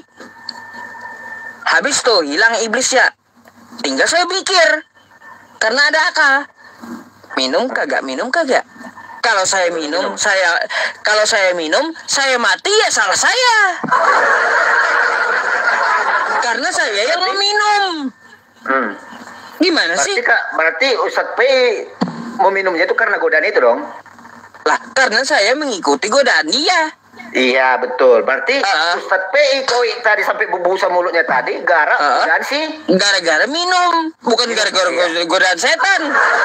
Tadi katanya gara-gara si iblis. Gimana? Saya bukan gara-gara godaan iblis tadi, tapi gara-gara meminum racunnya. Gimana sih? Iya, gini Ustaz. Kan ada godaan, sudah ada penggodanya. Kalau tanpa digoda, sekarang Ustadz minum nggak itu? Sekali lagi nih ya. Sekali lagi. Saya contohin. Iblis datang menggoda ya. Oke? Yusuf minum kopi ini. Tuh? Habis itu hilang tuh iblis. Ya. Saya belum minum. Iblis ini udah nggak bisa disalahkan. Dia cuma menyeru. Iya. Tinggal pilihan saya aja lagi. Free will saya. Minum atau tidak. Kalau saya minum, saya mati, salah saya. Ngikutin iblis. Oke. Sekarang kayak gimana sih? Di waktu Ustadz PI merasa bersalah, ya oke lah, ikut dulu. Kisah Ustadz PI sekarang merasa bersalah karena meminum itu perbuatan siapa? Perbuatan kehendak kita sendiri. Kayak gimana? Katanya digoda iblis, maka iblis itu hanya menyeru, udah dibilang dia hanya menyeru. Iya, dia hanya menyerukan. Tapi pilihan sekarang pada bukan melakukan tindakan. Atau tidak. Ya, minumnya. Taunya ya Ustadz PI mengikuti minumlah kata tadi kan menyerukan. Katanya Ustadz betul-betul meminumnya.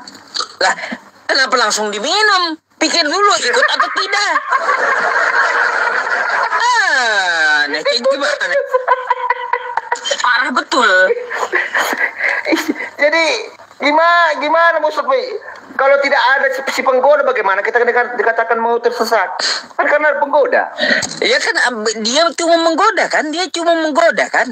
Iya, kita digoda. Kita digoda. Gini Sat, kita kan maunya kan jalan-jalannya itu benar, jalan-jalannya tuh. Baik. Harus yang baik-baik, ya. Oke. Datanglah si iblis. Dikasihlah yang enak-enak. Pokoknya caranya kita itu berterpancing tergoda.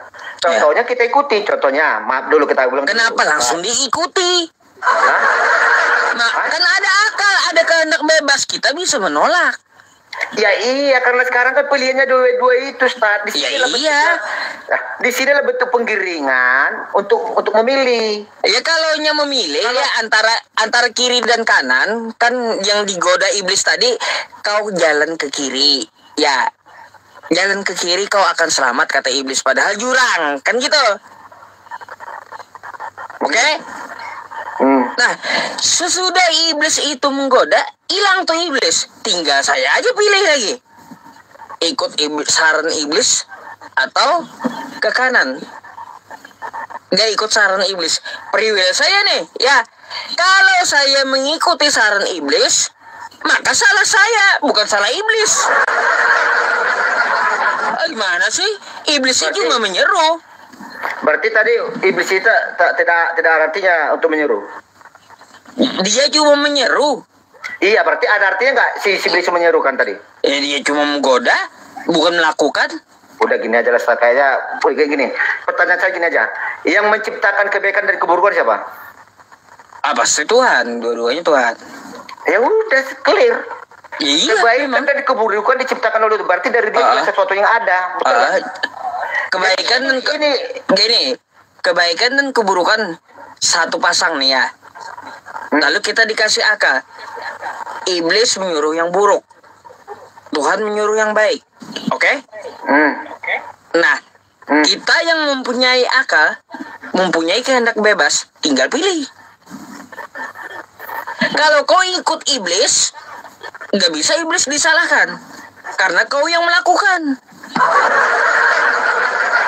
Mana sih? Berarti Tuhan tidak menciptakan keburukan dong. Ya, kalau kita mengikuti kebaikan, ya kita mengikuti kebaikan. Ini dari Tuhan. Kalau kebaikan dari Tuhan. Jadi kalau keburukan itu? Keburukan ini dari iblis kan? Ya dari Tuhan, kan segala sesuatu yang ada itu. Dari Tuhan, ya. Cuma digoda iblis gitu untuk mengikuti keburukan, oke? Berarti Tuhan ya menggunakan si iblis untuk menggoda. Tuhan menggunakan iblis untuk menggoda. Ya udah. Ya betul. Berarti semuanya itu pusatnya semua itu kepada Sang Pencipta, karena Dia yang menciptakan semuanya. Karena menciptakan keburukan, kebaikan adalah. Salah, nggak bisa ditimpukan ke pencipta semua. Karena yang melakukan itulah yang bertanggung jawab, bukan seperti itu. Tadi Ustaz mana sih? Tadi Ustaz P udah sepakat yang menciptakan keburukan dan kebaikan itu adalah menciptakan keburukan dan kebaikan adalah Tuhan, oke? Iya. Keburukan dan kebaikan dua nih ya. Ya. Keburukan digoda oleh iblis, betul? Nah, keburukan ya, iblis keburukan. Ini keburukan. Ya. Nah, habis itu iblis menggoda saya, ikuti keburukan. Saya ikuti ini. Kan ini saya ikuti. Lalu saya ikuti keburukan ini, salah siapa? Gak bisa kita menyalahkan Tuhan atau iblis. Salah saya. Oke. Kalau Tuhan tidak menciptakan si iblis, berdosa nggak, jatuh dalam dosa nggak, Ustaz P? Kalau Dia tidak menciptakan iblis, apakah saya ada kemungkinan ke kiri? Ada, karena ada kehendak bebas. Kan sudah tidak ada diciptakan iblis, bagaimana ke kiri ke kanan lagi, udah lurus. Nah, berarti kalau tidak diciptakan iblis, jalannya cuma satu. Ya udah, kan itu. Jadi ada neraka berarti. Jadi kalau kita digoda, ya berarti tetap yang kita indikan itu kita kembalikan kepada Sang Pencipta, karena Dia menciptakan kebaikan dan keburukan. Enggak, gitu. Pencipta itu hanya menyediakan. Ya, hanya menyediakan, tinggal kita yang memilih. Gimana sih? Makanya dikatakan dalam Pekristenan segala sesuatu diciptakan oleh Dia, dari segala sesuatu yang ada. Kan dikatakan. Pokoknya kalau Dia ada, berarti dari sang sumber, ada sang sumbernya. Yaitu Allah Bapa. Kebaikan keburukan datang dari sang sumber. Terus? Keburukan itu bagaimana apanya? Dia melalui menggunakan si iblis. Kan itu. Menggunakan iblis. Iya. Kalau iblis. Tujuannya tetap untuk kebaikan. Yang melakukan keburukan tadi menggunakan si iblis. Apakah iblisnya yang melakukan keburukan? Ya kan dia menggoda, seperti Ustaz bilang tadi. Kan cuma menggoda. Yang melakukan kan ente. Memang itu. Memang tugas kodrat dia kan dia diadakan. Ya iya, kalau dia cuma menggoda bukan melakukan, kau yang melakukan, kau yang salah. Mana sih? Aduh. Kalau Tuhan tidak menciptakan si iblis, bersalah nggak Ustaz P? Apanya? Kalau Tuhan tidak menciptakan si iblis itu, bersalah nggak Ustaz P? Enggak. Ya udah. Ya iya. Cuma karena cuma satu jalan nggak ada pilihan gitu. Kebaikan aja kan? Kebaikan aja, nggak ada keburukan. Ya udah. Jadi kan sama kayak gitu. Penyalipan itu. Beda. Bilang konteks pertanyaannya itu merujuk penyalipannya, ya, atau konteks universalnya udah kita bahas tadi. Beda bukan seperti itu. Oleh Dia, dari Dia segala sesuatu yang ada. Katakan. Jadi kalau kita ya iblis tidak diciptakan, hanya ada yang baik. Artinya kagak ada pilihan, kagak ada juga free will. Gak bisa kayak gitu. Gak bisa di penyalipan diterapkan analogi Anda itu diterapkan kepada pembahasan, gak bisa. Oke, gini aja. Kalau tidak ada diciptakan si iblis, ada gak penyalipan itu? Digoda gak si Judas? Enggak. Tidak ada, ya udah. Iya. Berarti segala sesuatu diciptakan Dia dari Dia, segala sesuatu yang ada. Kalau konteksnya universalnya. Yang melakukan yang salah. Karena menciptakan segala sesuatu itu kan keburukan kebaikan itu salah adalah sang sumber itu sendiri, adalah Bapak. Bukan. Yang menciptakan kebaikan keburukan sang sumber, yang melakukan kita yang salah. Iya. Kan diciptakan keburukan. Iya, diciptakan. Ya udah, kalau udah diciptakan, terlepas itu nanti bentuknya caranya seperti apa, kan banyak cara. Ya. Terus? Banyak caranya Tuhan untuk menggenapi namanya keburukan itu, bagaimana harus terjadi kan itu.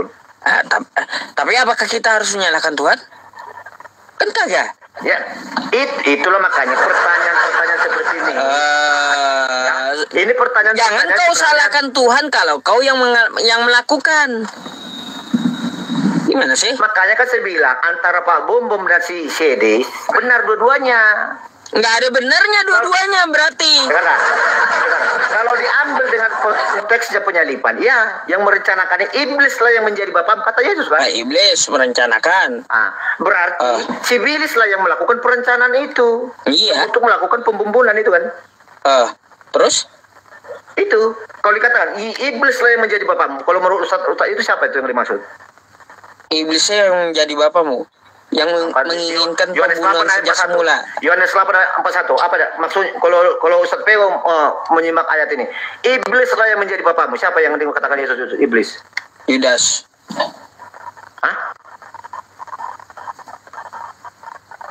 Kan yang menggoda kan iblis, Tad.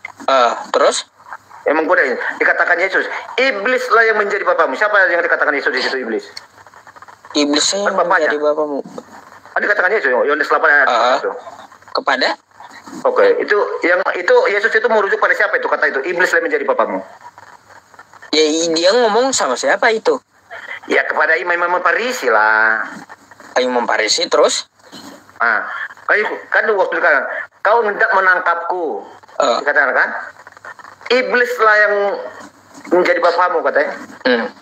Lalu? Itu iblis yang bapaknya itu iblis yang mana? Maksud Yesus? Iblis lah yang menjadi bapakmu karena kamu memenuhi keinginan iblis.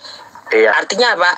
Iblis hanya cuma ingin yang melakukan kamu. Iya, bapaknya. Kan dikatakan bapaknya juga iblis dikatakan. Iblis karena si iblis lah yang melakukan sejak semula adalah melakukan pembunuhan. Iya. Melakukan jadi iblis hanya berkeinginan, yang melakukan adalah kamu. Jadi iblis kagak bisa disalahkan, yang salah adalah kamu yang melakukan. Kalau saya tidak digoda iblis, dilakukan nggak saya? Nggak ada jalannya berarti, nggak ada pilihannya. Jadi gini Ustaz, ini pertanyaan bisa dikatakan pertanyaan dilema. Jadi kita lihat konteksnya, itu merujuk pertanyaan itu penyalipan atau untuk universal. Kalau untuk universalnya Ustaz, udah kita bahas tadi, segala sesuatu diciptakan oleh dari diri segala sesuatu yang ada, kan dikatakan. Kalau merujuk pada penyalipan, jelas penyalipan itu adalah rencana iblis. Iya, rencana iblis, sepakat saya. Iya. Berarti bom salah itu.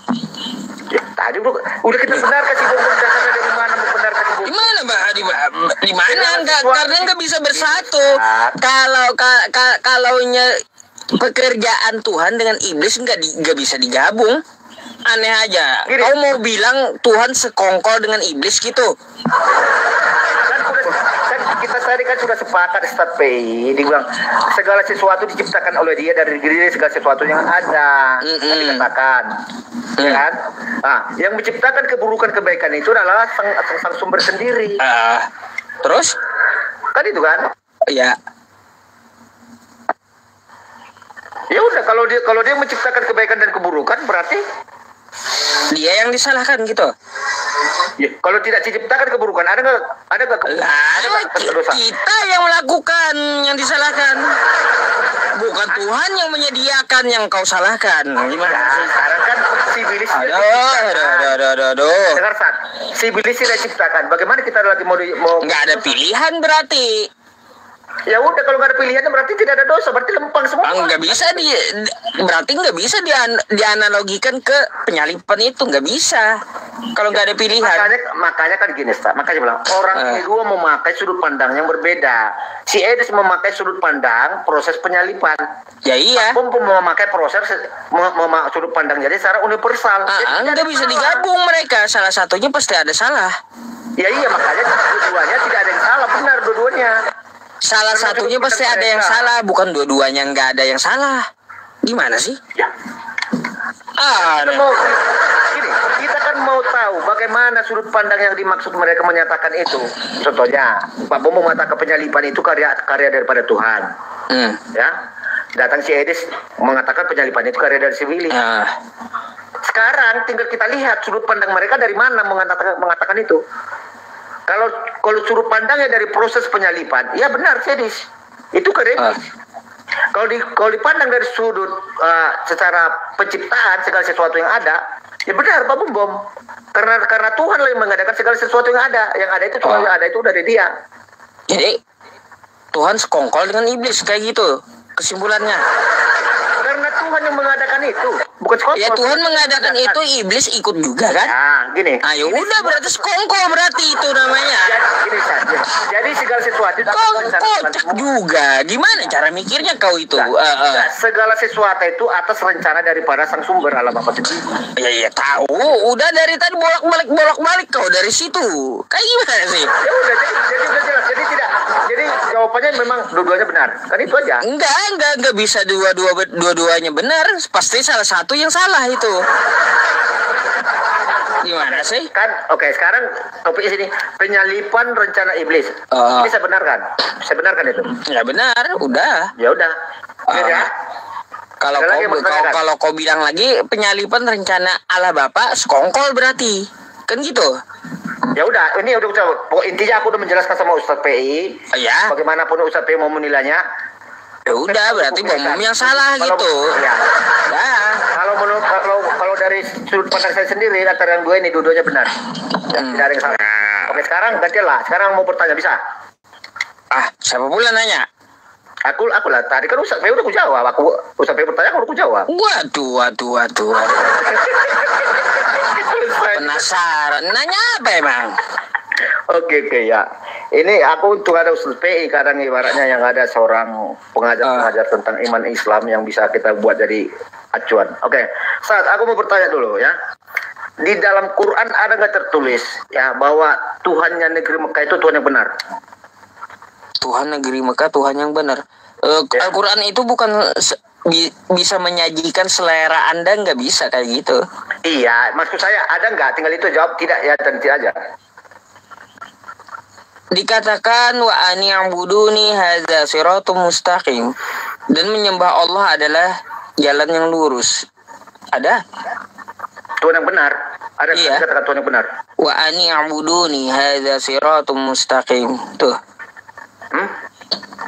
Dan menyembahku, kata Allah, adalah jalan yang lurus. Iya, maksud saya ada nggak perkataan Allah di dalam Quran tertulis bahwa Tuhan negeri Mekah itu Tuhan yang benar? Ada nggak? Jawabannya iya dan tidak. Itu maumu. Maumu itu. Bukan maumu. Oke, sekarang gini. Makanya udah ku bilang Al-Quran itu bukan seperti selera kamu. Kayak gimana sih? Belum poinnya saya bertanya. Oke, pertanyaan gini ya. Kita konversi dulu. Di dalam Quran ada nggak tertulis bahwa Tuhan yang benar itu Tuhannya bangsa Israel? Ada. Oke, di mana tertulis? Quran surah Al-Baqarah ayat 133. Oke. Di surah Yunus 90 ada. Kalau surat Yunus beda lagi. Itu zaman Nabi Musa. Kan yang kau cari itu kan Tuhannya Bani Israel, Tuhan Abraham sampai keturunannya, betul? Yang benar. Kan tadi kan udah kutanyakan, ada nggak Tuhan negeri Mekah dikatakan tertulis dalam Quran? Ada nggak Tuhan negeri Mekah Tuhan yang benar? Tidak ada. Sekarang yang tertulis Tuhan bangsa Israel Tuhan yang benar. Di surah Yunus 90 baca. Surat Yunus 90. Baca Yunus 90. Itu tentang masalah Fir'aun. Iya, di saat Allah membawa bangsa Israel keluar dari apa? Apa kata Fir'aun? Ya, apa kata Fir'aun? Terus? Bahwa Tuhan yang benar itu Tuhannya bangsa Israel. Iya, betul. Ya? Maka orang itu adalah orang Muslim. Iya. Kan dikatakan kan? Yang membawa keluar itu siapa? Karena belum zaman Nabi Muhammad belum itu. Iya, yang membawa bangsa Israel keluar dari tanah Mesir siapa di situ? Ya iya, Tuhannya Nabi Musa. Siapa? Tuhannya Nabi Musa, Tuhannya Esa. Iya, Tuhan. Enggak, di dalam surah Yunus 90 itu yang membawa itu siapa dikatakan di situ? Membawa bangsa Israel keluar dari tanah Mesir. Membawa keluar tanah Mesir. Makanya dibuka dulu ayatnya, Tad. Aku lupa. Bahwa Allah membawa bangsa Israel keluar dari tanah Mesir. Iya, tahu terus. Yang membawa ini siapa? Allah. Berarti Tuhan Anda kalau? Oke. Maka dikatakan setelah bertobat si Firaun, terucap dari mulutnya, ya, bahwa Tuhan yang benar itu Tuhannya bangsa Israel. Tuhan yang benar ya betul. Oke, itu Tuhannya Anda nggak? Tuhannya Ustaz F nggak? Ya, Quran surah Al-Baqarah 133 sama, iya betul. Tuhannya Nabi Musa, Tuhannya Nabi Muhammad, betul. Oke, berarti Anda menuhankan Elohim juga dong? Iya, Tuhannya Nabi Musa ya Tuhannya Nabi Muhammad sama. Oke, berarti pengakuan Tuhan Anda, Allah Anda, Tuhan yang satu. Anda, yang benar itu Tuhannya bangsa Israel dong? Tuhan itu Tuhan semesta alam. Kalau Israel itu hanya sebagian dari suku Israel. Iya, kan sudah tertulis ada dalam Quran pengakuan dari Quran bahwa Tuhan yang benar Tuhannya bangsa Israel. Ya betul. Oke.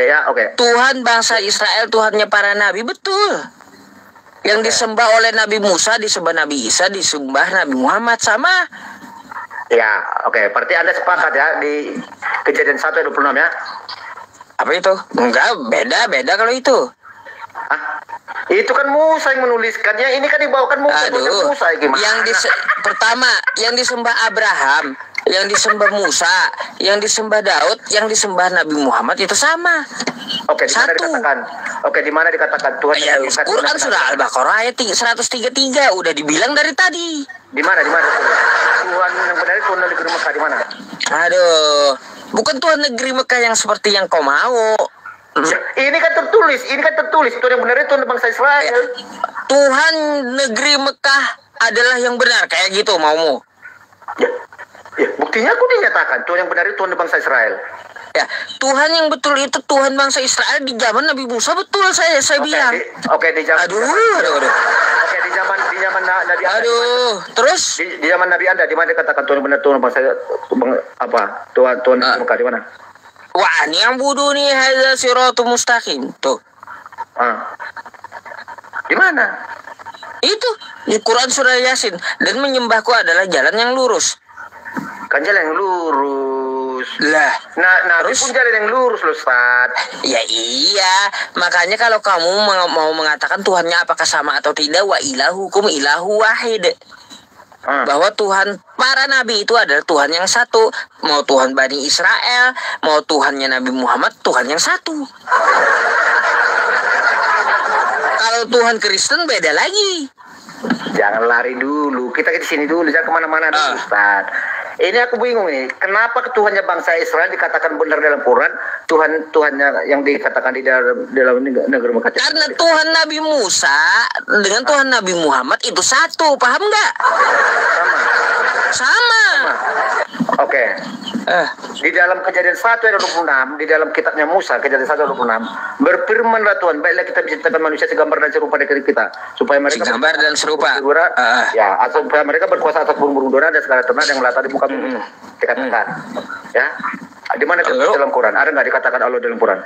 Oh, maksudnya segambar dan serupa kayak gitu. Kan sama, Tuhannya sama. Ya iya, Tuhan yang sama ya berfirman dengan ajaran yang sama. Bukan comot ayat lalu kau mau cari di Al-Quran, bukan selera kau kayak gitu. Jadi gimana? Kayak gimana sih? Makanya yang difirmankan para nabi, yang difirmankan Tuhan kepada para nabi adalah ajarannya. Ajarannya seperti apa? Ya, contoh ya para nabi menyerukan qul huwallahu ahad. Katakanlah Allah itu esa. Lihat ajarannya semuanya. Bukan satu ayat yang kau comot lalu kau cari di Quran. Beda kayak gitu. Oke. Tuhan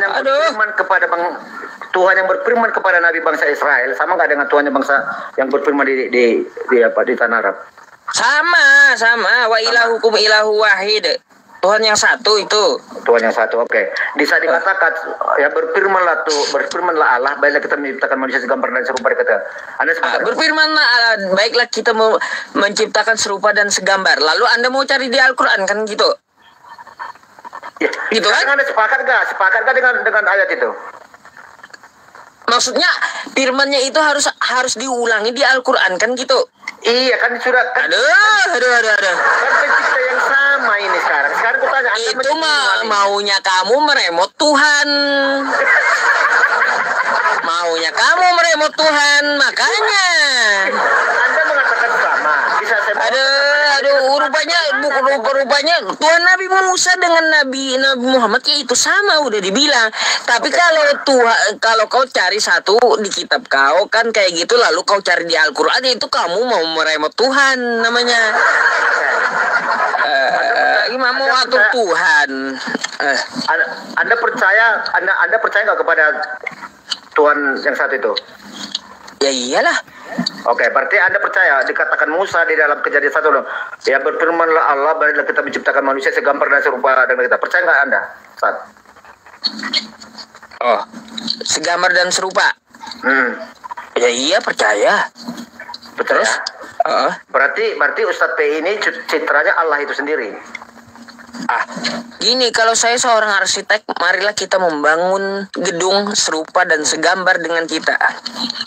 Memang saya sama dengan gedung. Ini kan yang diciptakan manusia, Ustaz. Ya iya. Penciptaan manusia. Sama. Marilah kita membangun gedung segambar dan serupa dengan kita. Saya gambar tuh gedung. Berarti yang berkata dengan rupa apa? Dengan rupa yang saya pikirkan. Kayak gimana sih? Berarti kalau begitu konteks ayatnya, berarti yang berbicara itu gedung. Kan kita di situ. Lah, marilah kita kan gitu. Iya, kita itu siapa? Kita itu berarti gedung itu.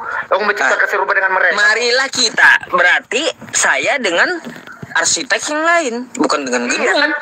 Konteksnya kan serupa dengan kita, berarti itu serupa dengan dia. Kalau serupa itu gini, coba pahami perkataan arsitek ya. Dua orang arsitek, marilah kita ya menggambar gedung serupa dan segambar dengan kita. Bukan berarti arsiteknya kayak gedung, bukan. Gimana sih? Di mana kata-kata? Aduh.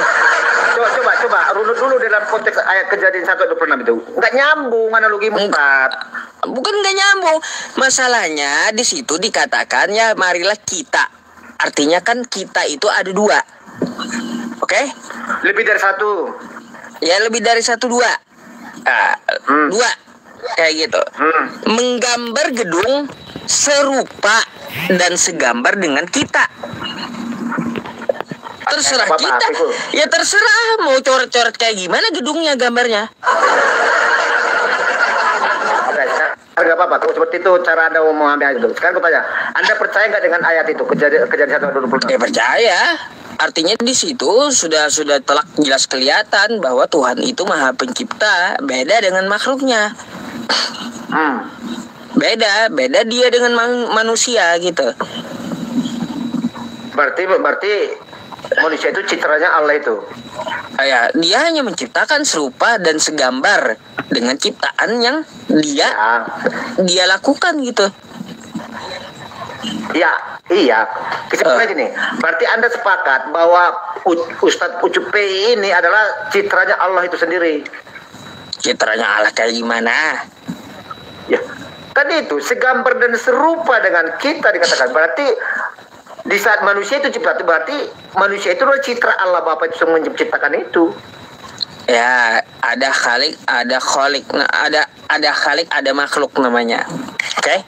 Iya benar. Nah, terus?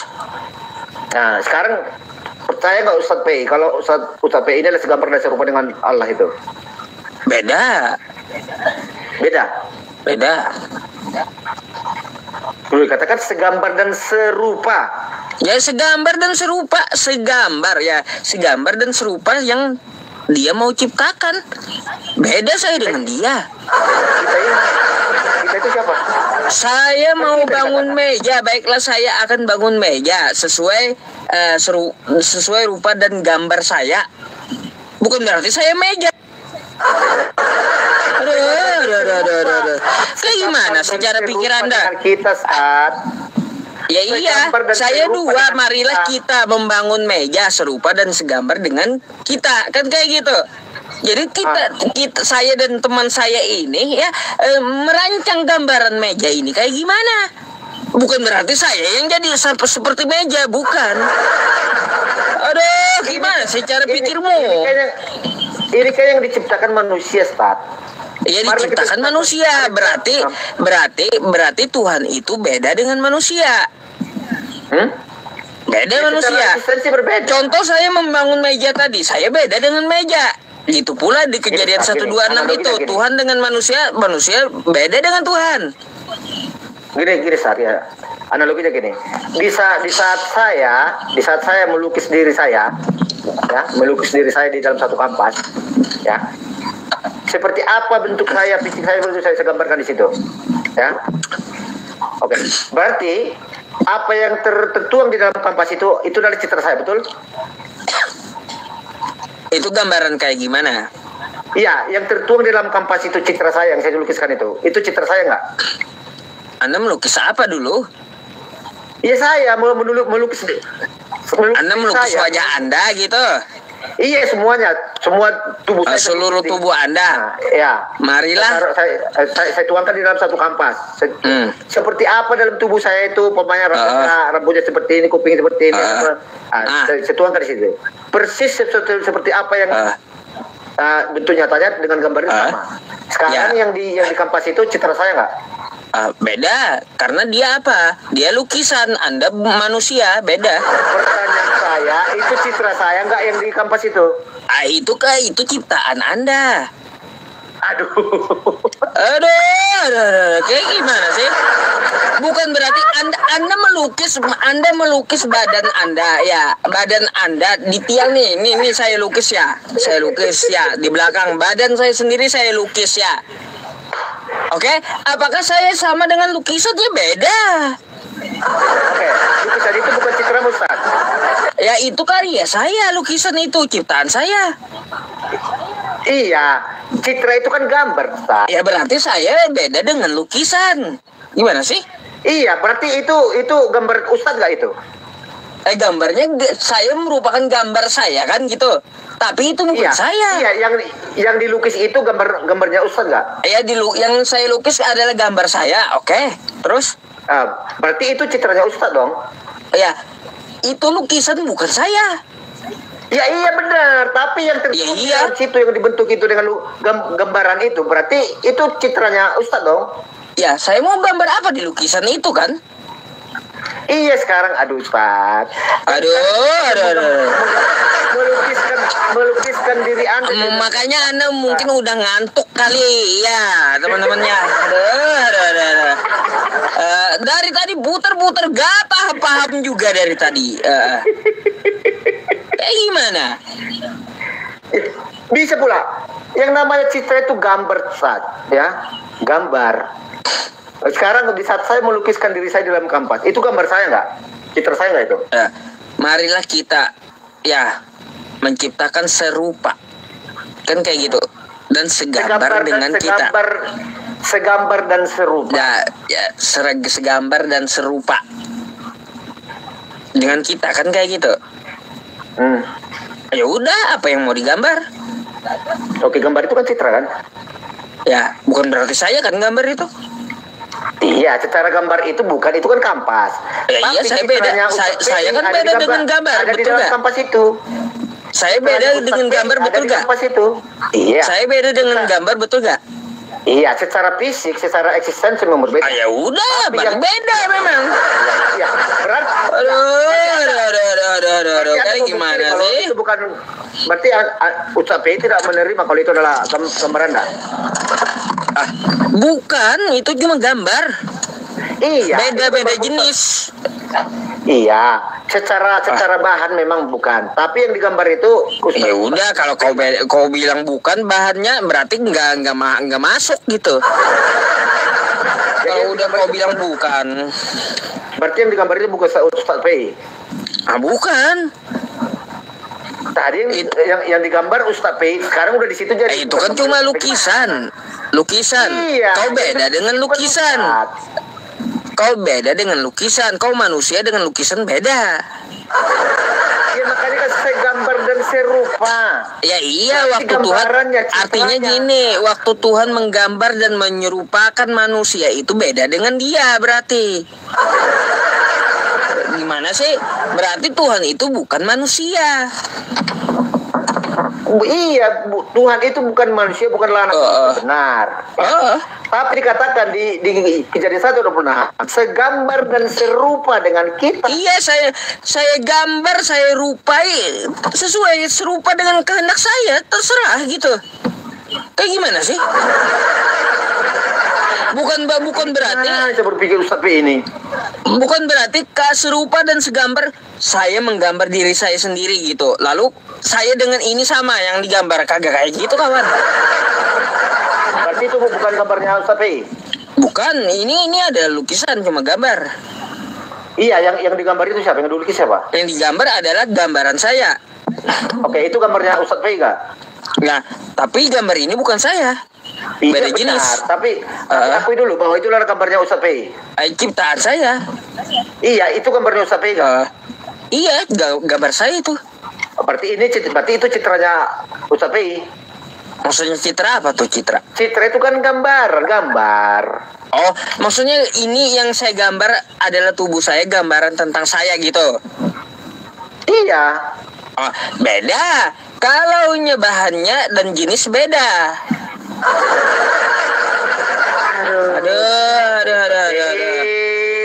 Aduh, kalau cuma menggambar ya boleh sesuai dengan kehendak. Udah dikatakan gambar itu citra. Makanya katakan citra satelit, gambaran dari satelit. Makanya citra satelit dikatakan kan? Putar-putar dari tadi. Iya. Gimana sih ya Major ini? Ya cara berpikirnya heran saya. Ngantuk kau. Aduh.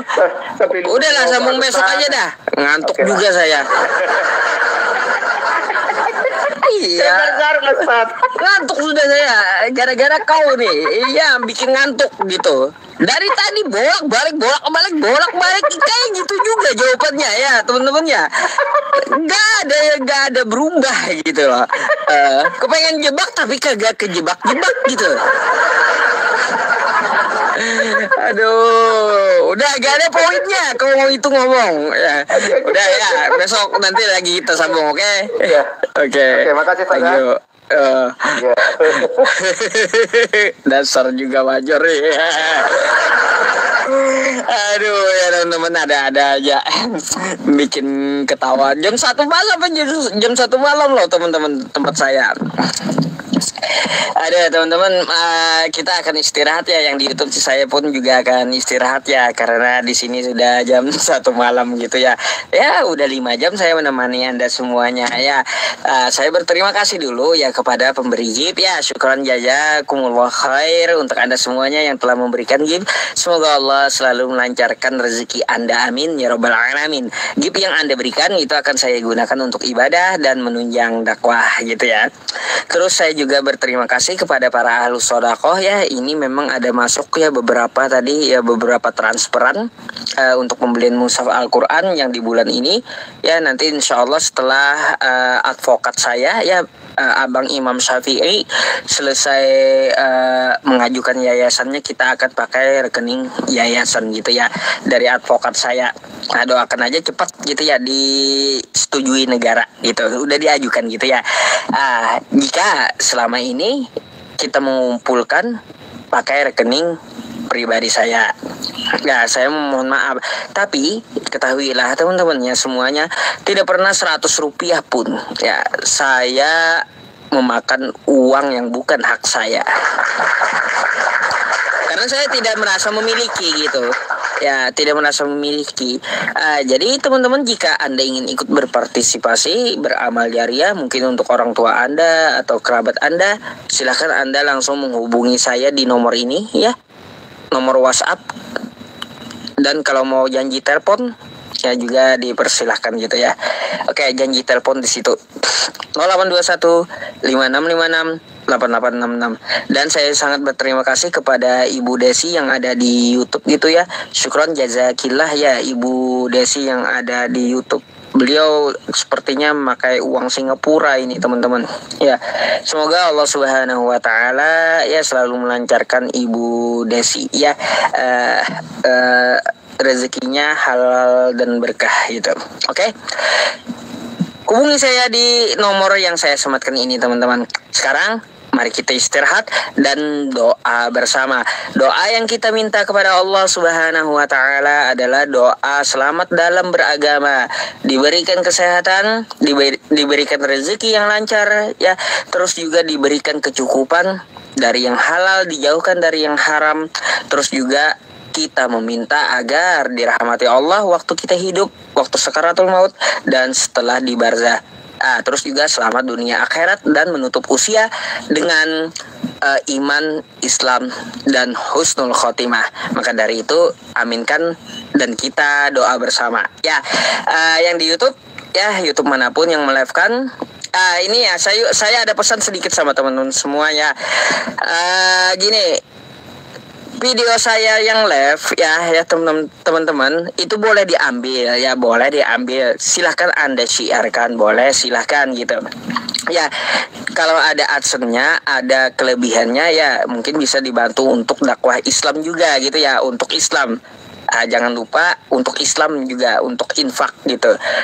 Dan saya harap yang menyebarkan video saya di tag lah gitu ya, video channel YouTube sayanya gitu ya. Di channel YouTube sayanya itu di tag gitu, sumbernya dari mana gitu, di tag. Silahkan aja diambil.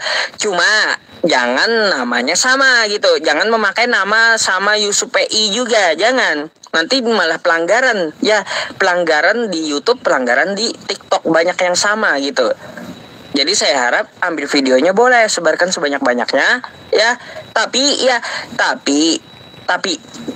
satu, namanya jangan sama. Itu aja yang saya minta. Oke? Ya teman-teman. Mari kita berdoa bersama. Al-Fatihah. A'udzubillahi minasyaitonirrajim. Bismillahirrahmanirrahim. Alhamdulillahirabbil alamin arrahmanirrahim maliki yaumiddin. Iyyaka na'budu wa iyyaka nasta'in. Ihdinas siratal mustaqim, siratal ladzina an'amta 'alaihim ghairil maghdubi 'alaihim waladdallin. Amin. Amin. Bismillahirrahmanirrahim. Alhamdulillahirabbil alamin wassalatu wassalamu ala asrofil anbiya'i wal mursalin sayyidina wa maulana Muhammad wa ala alihi wa sahbihi wa barik wa sallim ajma'in. Allahumma ya ghani ya hamid ya mubdi'u ya mu'id ya rahim ya wadud, aghnina bihalalika an haramika wa bi ta'atika am ma'siyatika wa bi fadlika amman siwak, wa'fu anna ya karim, wa'fu anna ya rahim, wa'fu anna ya arhamar rahimin. Allahumma inna nas'aluka salamatan fid din wa afiyatan fil jasad wa ziyadatan fil ilmi wa barakatan fil rizqi wa taubatan qabla al maut wa rahmatan 'indal maut wa maghfiratan ba'dal maut. Allahumma hawwin 'alaina fi sakaratil maut wan najata minan nari wal 'afwa 'indal hisab.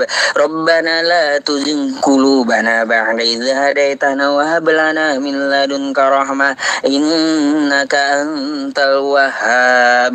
Ya arhamar rahimin irhamna, ya arhamar rahimin irhamna, ya arhamar rahimin irhamna. Rabbana taqabbal minna innaka antas samiul alim wa tub alaina innaka antat tawwabur rahim.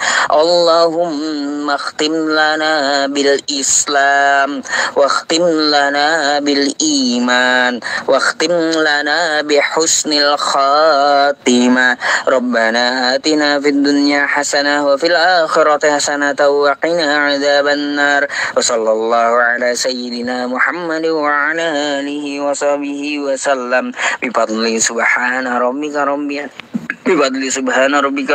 izzati amma yasifun wa salamun alal mursalin walhamdulillahi rabbil alamin. Taqabbalallahu minkum minna wa minkum taqabbal ya karim. Teman-teman selamat beristirahat. Semoga Anda selalu dalam lindungan Allah Subhanahu wa taala, sekeluarga diberikan kesehatan sekeluarga, dan besok bisa kita untuk bertemu kembali. Saya Yusuf PI dari Kalimantan Selatan ya, tepatnya di Kota Banjarbaru. Syukron jazakumullah khair untuk Anda semuanya. Mohon maaf jika ada kekurangan atau kekhilafan ya, saya tempatnya salah ya. Ambil yang baik dari saya, Ambil yang baik dari saya, buang yang buruk dari saya. Oke? Al-afu minni, barakallahu fikum. Assalamualaikum warahmatullahi wabarakatuh. Wallahu a'lam bishawab.